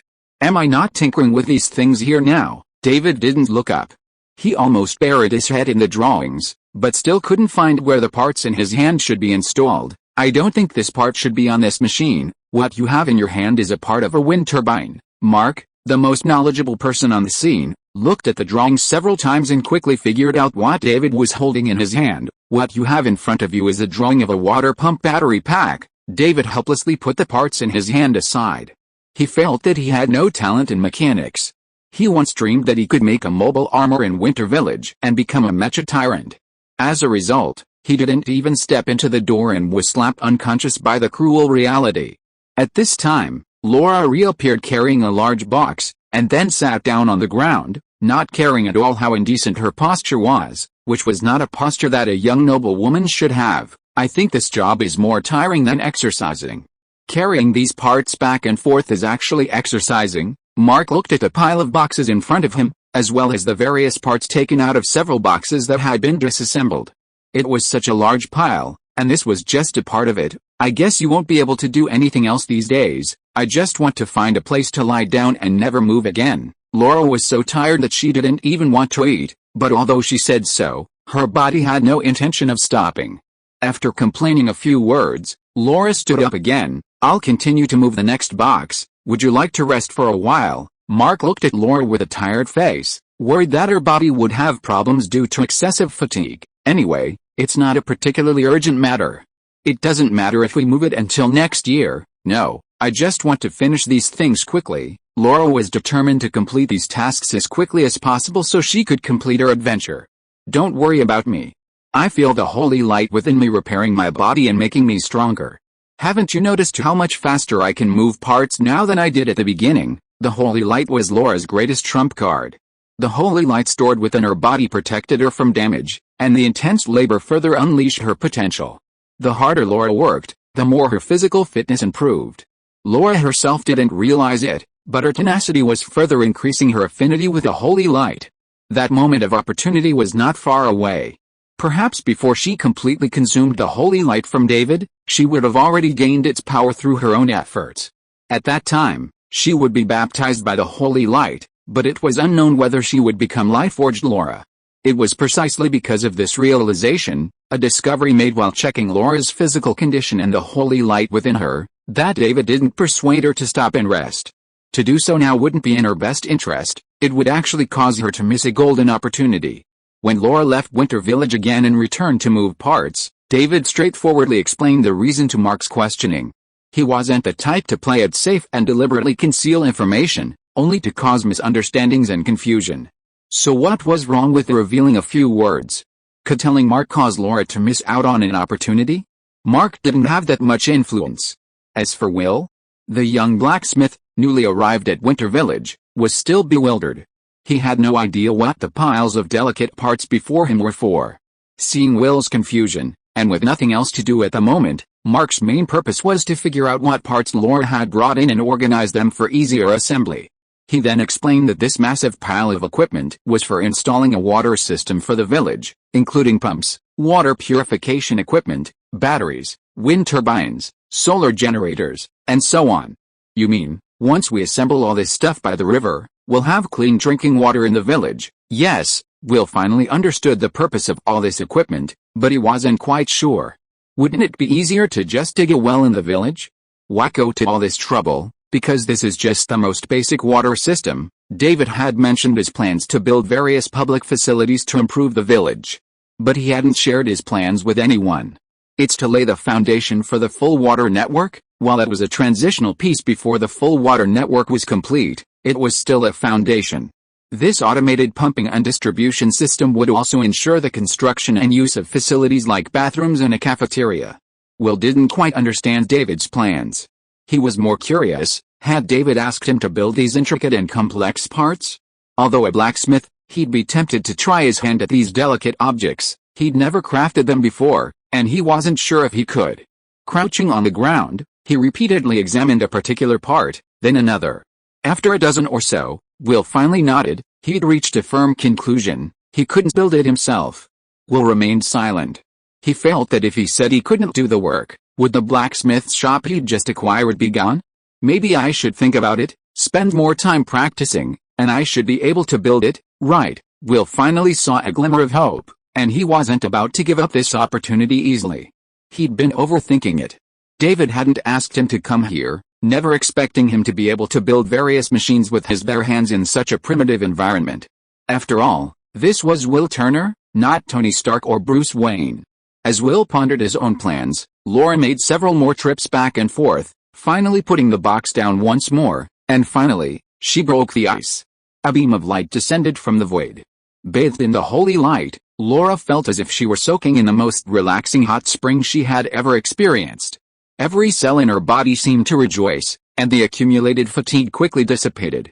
Simultaneously, the remaining holy light within her body rapidly increased, and in the blink of an eye, she was restored to peak condition. The condensed pillar of holy light dissipated. The baptism of holy light had lasted only a few seconds, but Laura felt as if she had been reborn. I've gained the holy light's recognition. Laura was already satisfied to be able to freely cast holy light spells with the holy light David had infused into her. To have received the holy light's recognition out of nowhere was a truly unexpected surprise. Congratulations, Mark, standing nearby, looked envious and joked, "Are you planning to become a priest next? Or a paladin?" "I've never thought about that." Laura felt that whether she became a priest or a paladin made no difference to her. She was not a believer in the holy light, and after receiving it, she had never considered making it her faith. So strictly speaking, she was a user of the holy light, not a follower. However, there was no need to elaborate on these matters. The more important thing right now was to explain what had just happened to Will, who was constantly making the sign of the cross. Well, that was just a baptism of holy light, not some miracle. Chapter 47. I have special skills. He explained to Will for a long time, trying to make the young blacksmith understand that Laura's recent experience of being enveloped by a pillar of light was a sign of recognition by a power called the Holy Light, not a miracle. What happens when you're recognized by this power? You'll be able to use the power of the Holy Light. This power can heal wounds, cure diseases, strengthen the body, and protect you against evil. That sounds like a miracle. In Will's eyes, the power of the Holy Light was a divine gift, or a blessing from the gods. After all, these abilities sounded no different than miracles.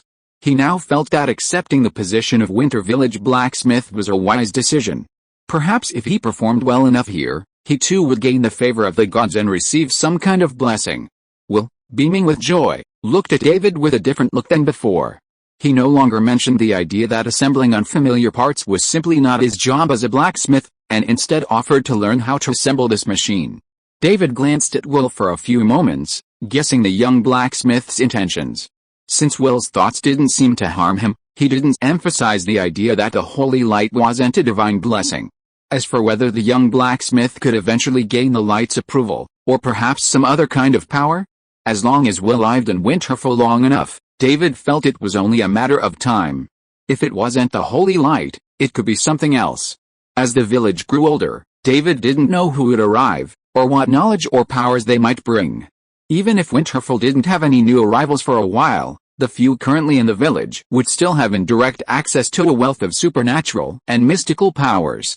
Fordran could travel freely to and from Azeroth, a world rich in supernatural powers. Whether it was the holy light, the arcane, the forces of nature, or the elementals, with a good enough connection, asking Fordran for basic teaching materials or even training notes wouldn't be difficult. Captain America Steve's Marvel world is equally filled with a plethora of chaotic things.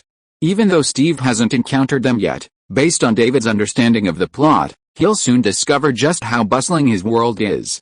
A few more peaceful and ordinary days passed, and Laura finally finished moving the parts for the various equipment. The immense workload, coupled with the power of the holy light, significantly improved her physical fitness, and her speed began to increase. In the final days, watching Laura effortlessly carry large boxes of metal parts was quite magical. Furthermore, Laura's figure hadn't changed much, unlike Steve and Peggy, who had undergone super soldier transformations, and even less so than Fording, whose arms were almost as thick as Laura's waist. This made David breathe a sigh of relief, and he suddenly understood how Laura felt a while ago when she worried about becoming a monster muscle man.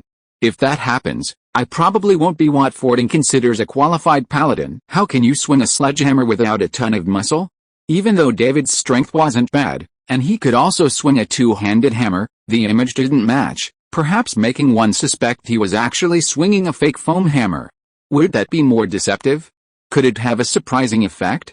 What are you thinking? Is sparring with me so unappealing to you? A disgruntled voice echoed from the other side, bringing David's thoughts back to reality. Sharon stood not far ahead, a rough wooden shield in one hand and a wooden spear in the other. Why do you want to spar with me? The situation at this moment was still the aftermath of Laura's recognition by the Holy Light. After Laura gained the power of the Holy Light, the three captains also became interested in the village's mysterious power. Steve and Peggy, for example, were able to somewhat control their curiosity, simply asking questions or observing this miraculous power from the sidelines. Sharon Rogers, a relatively young girl, was more direct. She approached David and directly expressed her desire to challenge him. Why David? As Sharon had said, David was the most idle person in the village. Fording, Steve, and Mark were busy at the Winter River, figuring out how to install the equipment. For various reasons, it wasn't possible to just assemble the equipment and dump it by the river. Numerous factors needed to be considered. For example, you had to consider rain or snow. What if the mud along the riverbank was washed away by rain or water, causing the equipment to fall into the water? Furthermore, Winter Village's winters were very cold. While the Winter River didn't seem to freeze, that didn't mean the water in the pipes wouldn't freeze. How could this be addressed? In short, installing a simple water system wasn't easy. Mark was constantly thinking and solving problems, while Fording, Steve, and Peggy were there to help as the labor force. As for Laura, Sharon believed that she had only just gained the power of the Holy Light. While her physical fitness had greatly improved, she had only recently mastered it, and she probably wouldn't be able to fully unleash its myriad powers. Besides, Laura had a lot to deal with daily, and was very busy. So, Sharon sought out David, the village chief with the least busy schedule. Although David was the mayor of Winter Village, and according to the conditions of the Tiran Kingdom, he could even be considered a small-time country lord, Sharon, born and raised in the New Era, didn't care about status. After all, they were all human. David, keep going. Don't lose so badly. David turned to look at Laura, who was holding a bag of snacks. Next to her sat Fording, Mark, Steve, Peggy, Will, Alfie, and Khan. Aren't you guys installing the water pump by the river? Laura said you were going to compete with Sharon, so we dropped our work and came here to cheer you on. Mark opened a can of beer, handed it to Fording, and then opened one himself. I thought I'd miss the start. David was speechless as he watched the group sharing snacks, all looking so excited. What did they mean by don't lose so badly? Was I sure I'd lose? In truth, everyone present, including Laura, thought David had little chance of winning. After a few days of interaction, everyone had gradually formed a clearer understanding of Sharon, the strange Captain America. Sharon Rogers had truly inherited all the qualities of her parents, not just her figure and appearance, but also Captain America's exceptional physical prowess. Sharon had often helped the villagers with various tasks during this time, and watching this beautiful young woman effortlessly lift and pass a massive log was a truly impressive sight. Furthermore, Sharon herself had stated that she had been thoroughly trained by her parents since childhood, indicating that she possessed not only physical prowess but also the combat skills to leverage it. It could be said that she had been trained as an elite warrior from a young age. David, by comparison, he had been trained as a mere hunter since childhood. Even though he had gained the Holy Light's recognition a few months prior, mastered its miraculous power, and studied various combat techniques with Fording, the time had been too short. Furthermore, David's primary weapon was the bow and arrow, but this was a competition, and using a bow or a gun was not appropriate. So, no matter how you look at it, David has no chance of winning. You'll regret underestimating me, David complained casually, knowing that his chances of winning against Sharon Rogers, the new generation of Captain America, were slim. But he also wanted to know just how big the gap in strength was between him and Captain America. He gathered his thoughts, looked intently at Sharon, and finally struck a stance.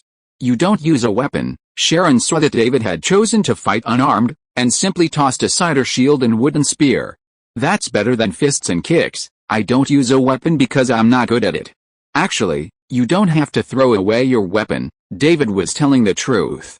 He had only been learning various weapons for a short time, and whether it was a one-handed sword or a two-handed sword, he was only at the entry level.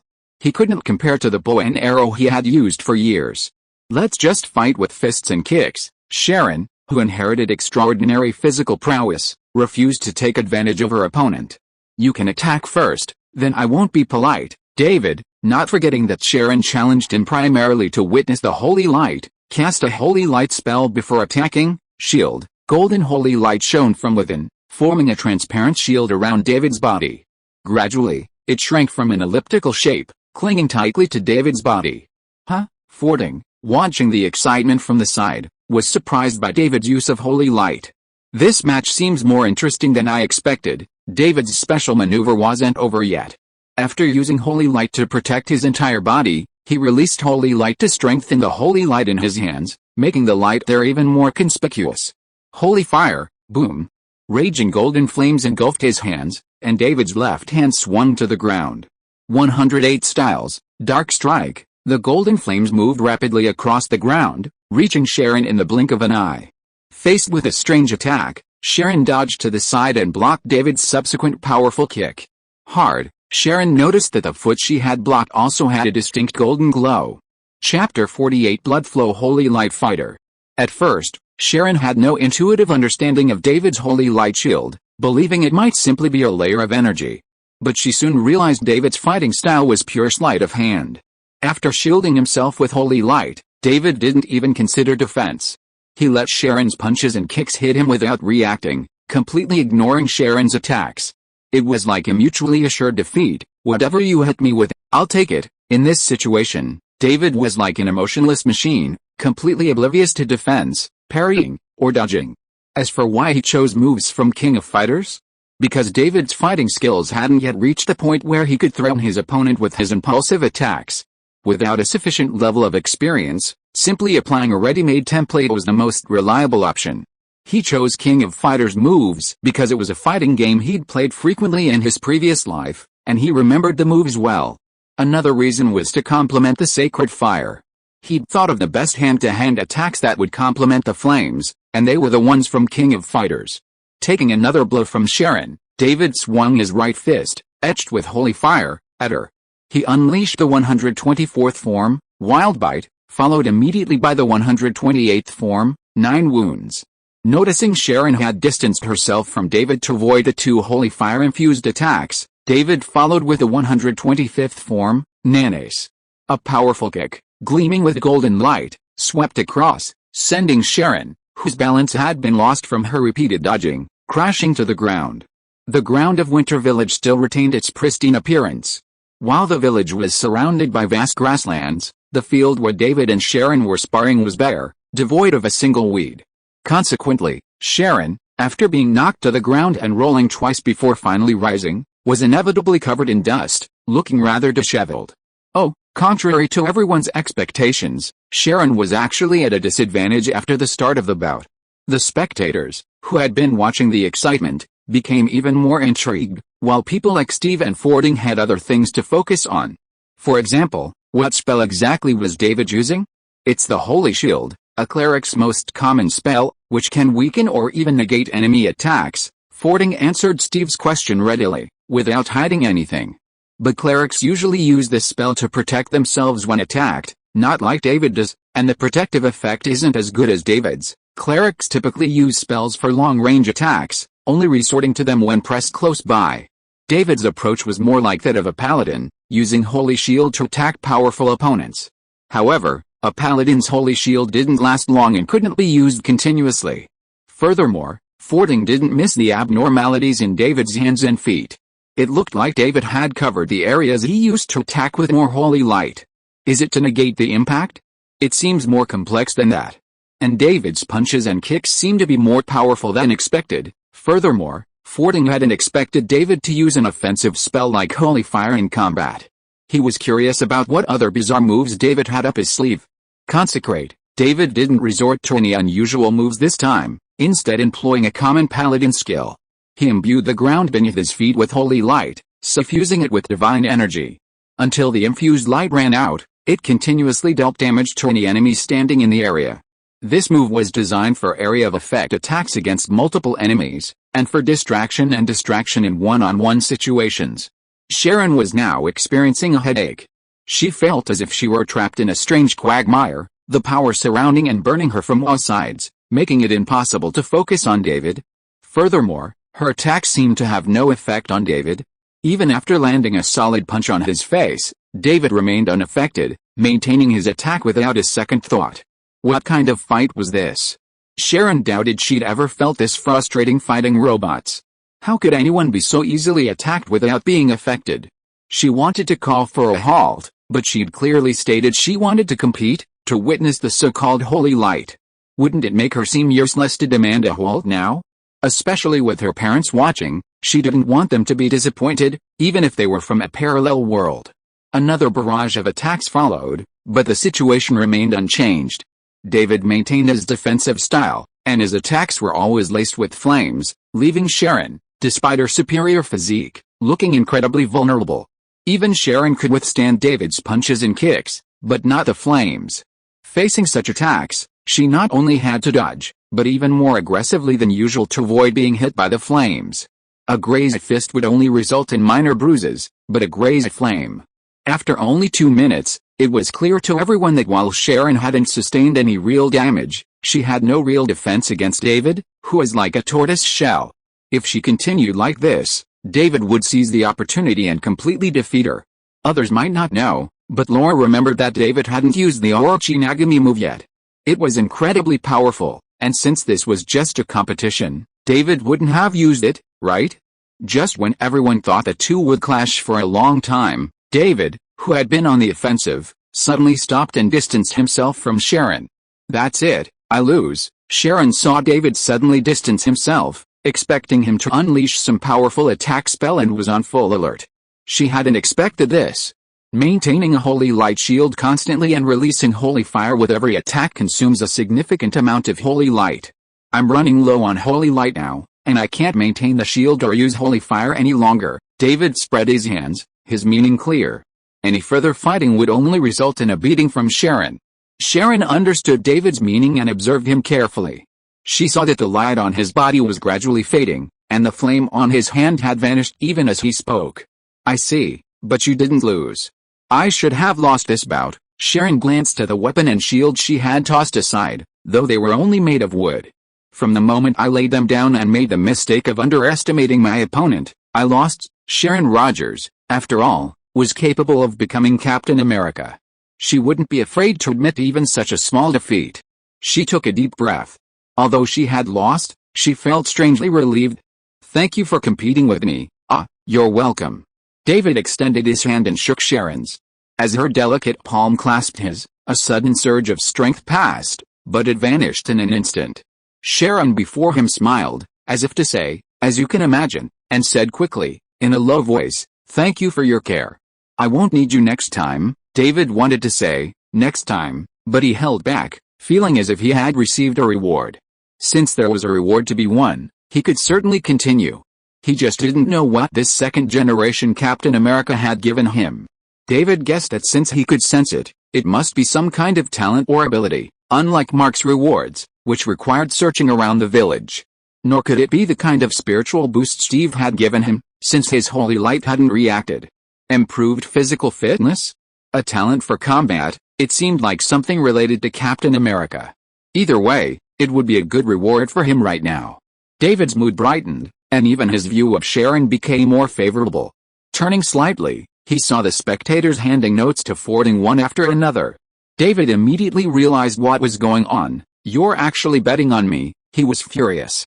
Even more infuriating was that, aside from Alfie and Khan, everyone else, including Laura, had bet on him to lose.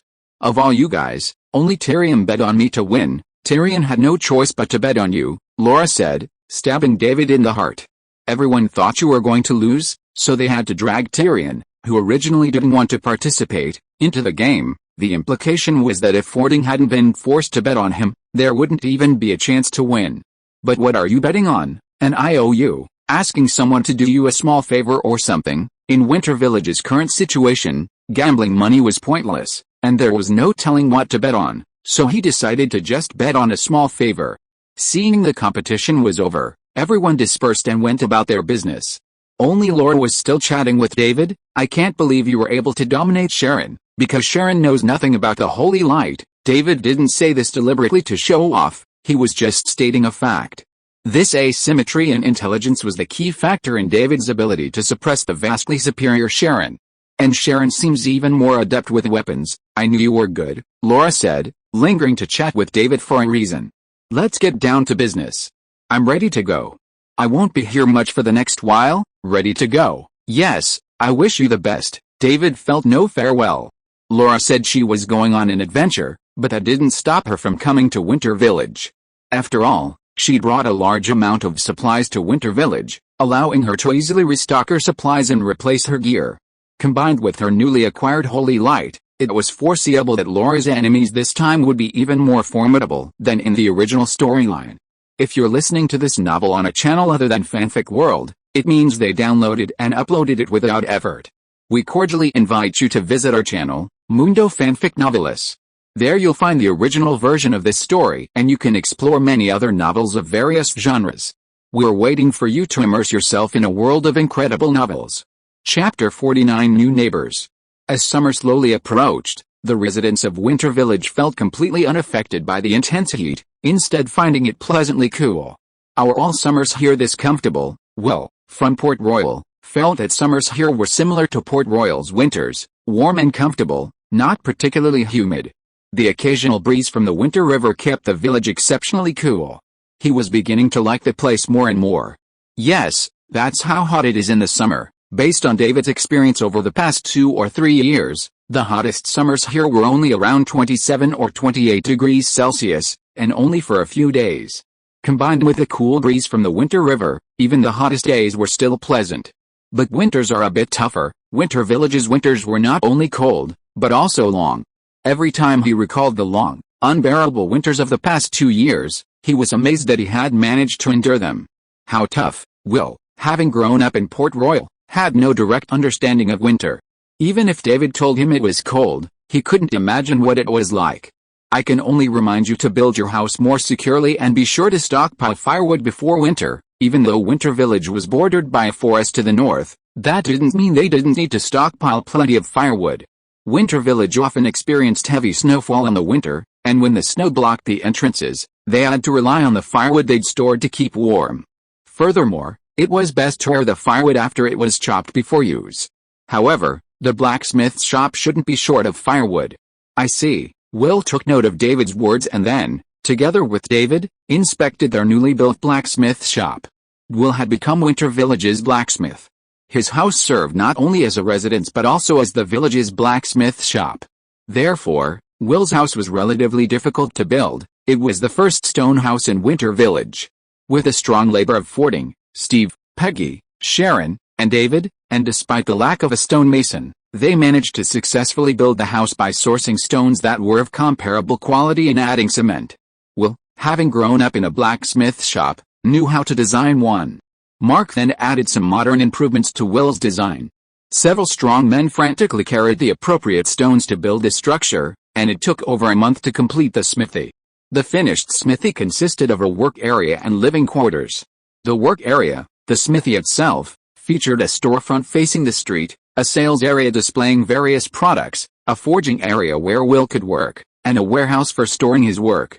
The living quarters were adjacent to the smithy and could be considered part of the entire complex, as the living quarters were connected to the smithy interior, allowing Will to easily retreat to his room. Will was delighted to see such a beautiful smithy and house, and he increasingly chose to stay in Winter Village, returning to Port Royal only when he missed Elizabeth. Can I bring Elizabeth to the village? When the smithy was completely finished, Will couldn't wait to show off his own smithy to his beloved. To this question, David simply replied, "Of course," then lowered his head and ticked the box next to the word blacksmith shop on his notebook. The blacksmith shop is there. And so are the running water system and public restrooms. Laura had spent considerable effort and time delivering all the equipment Mark needed. Then, led by David, the village chief, put in a tremendous effort to assemble the equipment, dig trenches, lay pipes, and build a pumping and water purification station. A small machine room was built by the Winter River to ensure the pumping and water purification equipment would not malfunction. After the pipes were finally connected to the assembled water storage system, David's planned running water system was finally complete. Now, everyone in Winter Village can access clean water from the Winter River by simply tapping the faucet installed next to the village water storage system. In fact, as the village chief led the digging of trenches and laying of pipes, the farmers were wondering what he was busy with. Even after all the equipment was assembled and installed by the river and in the village, the villagers still didn't know what it was used for. It wasn't until clear water began flowing from the taps that they finally understood. Why not just dig a well? Although the farmers didn't ask directly, David could see similar thoughts in their expressions. He didn't waste time explaining the situation. As the various devices gradually came into operation, they understood once they saw them in person. Regardless, Winter Village finally had running water, and with wind and solar-powered batteries, it should be able to keep these devices running for a long time. Currently, the village is building a canteen, followed by a bathroom. Both facilities should be completed before autumn, and then the villagers will have to prepare for winter. No one in Winter Village knew, but David did. Autumn here is short, or rather, the temperature drops rapidly, so that by late autumn, it's indistinguishable from winter elsewhere. If the villagers follow their past experiences in preparing for winter, they'll surely face disaster. When autumn arrives, he'll remind everyone to make various preparations, including stockpiling firewood, making bacon and fish, and making jam, to ensure everyone in the village can safely survive the winter. After a moment's thought, David felt confident he'd missed everything. He wrote down his upcoming tasks in his notebook, then flipped through it several times. Next, should we upgrade everyone's houses? Or should we pave roads and establish a drainage system? He didn't dwell on it for long. He felt that with Winter Village's current state, even paving stone roads, let alone asphalt, would be too much of a luxury. Similarly, considering the current situation, a drainage system wasn't necessary. It would be better to wait until the village was further upgraded. So, it's time to consider upgrading everyone's houses. Currently, Will Turner was the only one in Winter Village who lived in a stone house, built with the special needs of the blacksmith's work in mind. Even the village chief, David, still lived in a small, one-room wooden cabin, whose layout and size were even inferior to those of the later farmers. After a few rounds of planting, we'll be able to harvest plenty of food by autumn, right? He casually pulled out another document containing information about the villagers and land of Winter Village, officially certified by the Kingdom of Tiran. Currently, not counting the alien visitors, there are 8 farmers in the village, 5 of whom are contract farmers under David's name. Over half of the cultivated land around the village belongs to David personally.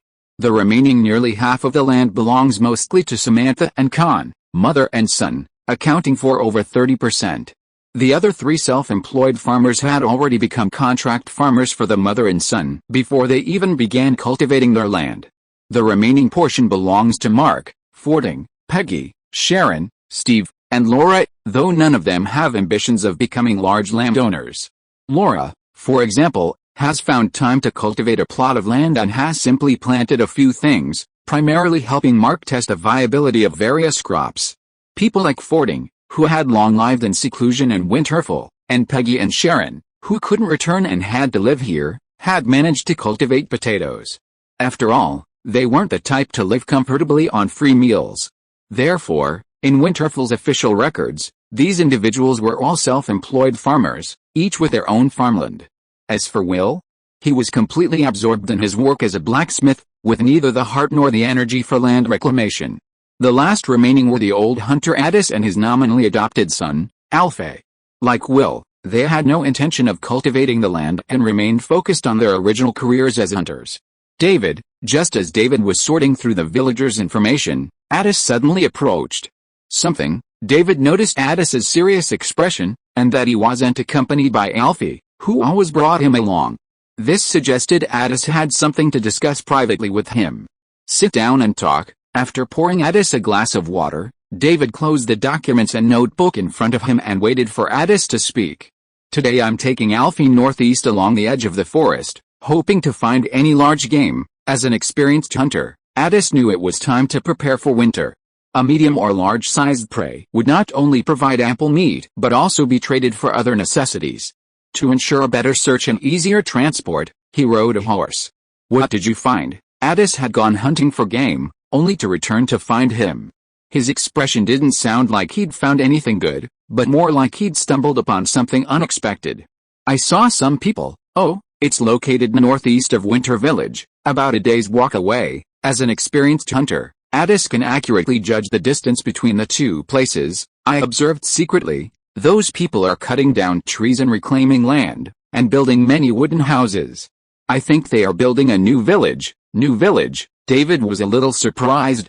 He didn't expect that someone would come to the northern plains to build a village, and even run further north than himself. Iron Tree Castle has sent another pioneering team. Could it be that because of the establishment of Winter Village, Iron Tree Castle felt that building a village here was not a difficult task? So a new pioneering team was formed? I don't think so, Addis denied David's guess. I saw fully armed knights and soldiers among those people. Chapter 50 Entering the Warring States period. Exploration teams are generally composed of civilians, their primary mission being to explore uninhabited areas. They aren't accompanied by soldiers, let alone knights. However, this refers to ordinary exploration teams. A special type of exploration team, however, is primarily composed of military personnel, those who build outposts, forts, and other military installations. Are they building a new outpost? This is understandable. There was already a northern outpost north of Iron Tree Fort, and now that the plains further north have been incorporated into the Kingdom of Tiran, establishing a new outpost in a well-established border region is commonplace. It doesn't look like it, Addis recalling the details. No matter how he looked at it, it didn't seem like they were building a new outpost. That leaves only one possibility. David hadn't initially thought it was possible, but after ruling out several possibilities, there was no other answer. Iron Tree Fort allocated this area of the plains to a certain noble. What Addis saw was probably the noble bringing his hired farmers to develop and build his fiefdom. In that case, they might not just be building a village, but a town. Did you count how many people there were? No fewer than 30, Addis thought.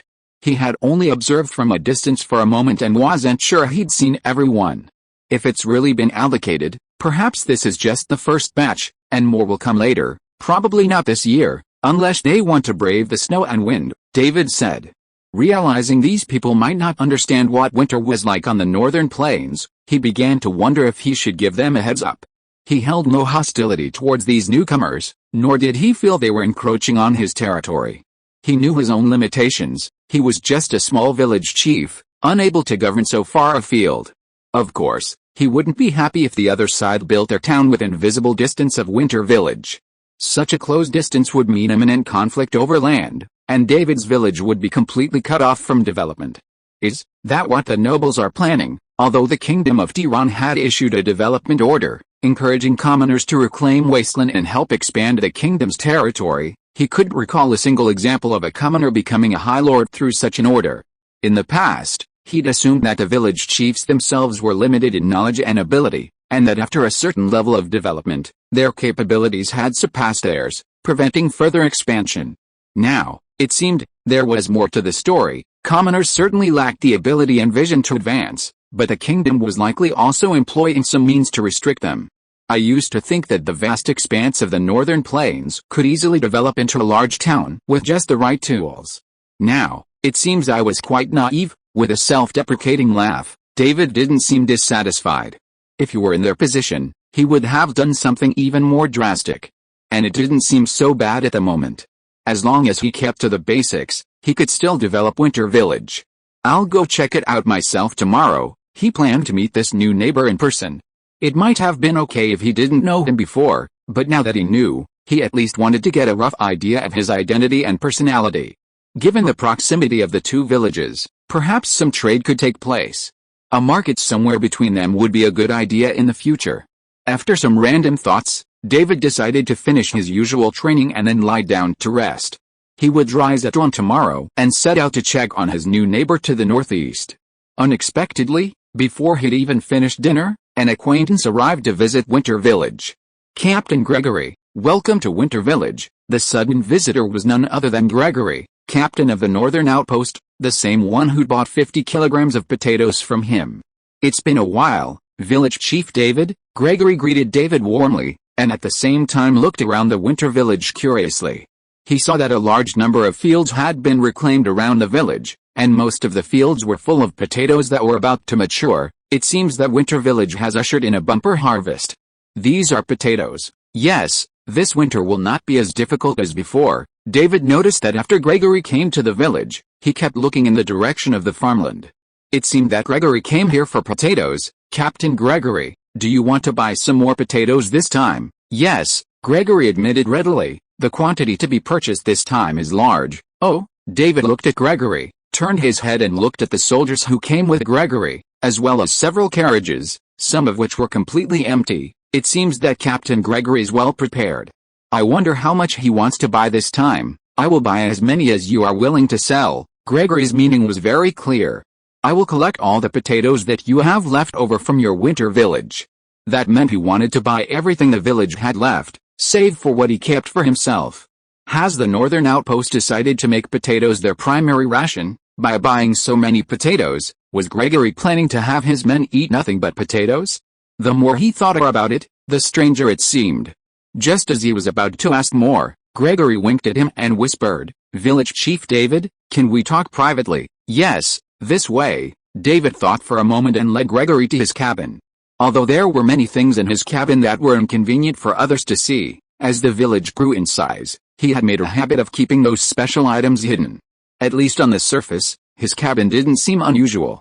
After Gregory entered, he briefly glanced around the cabin and then stopped paying attention to his surroundings, staring at David. "Village Chief David, you have a golden opportunity." "What do you mean?" David's face was filled with confusion. He really disliked this style of conversation, which often led to riddles and long conversations without getting to the point.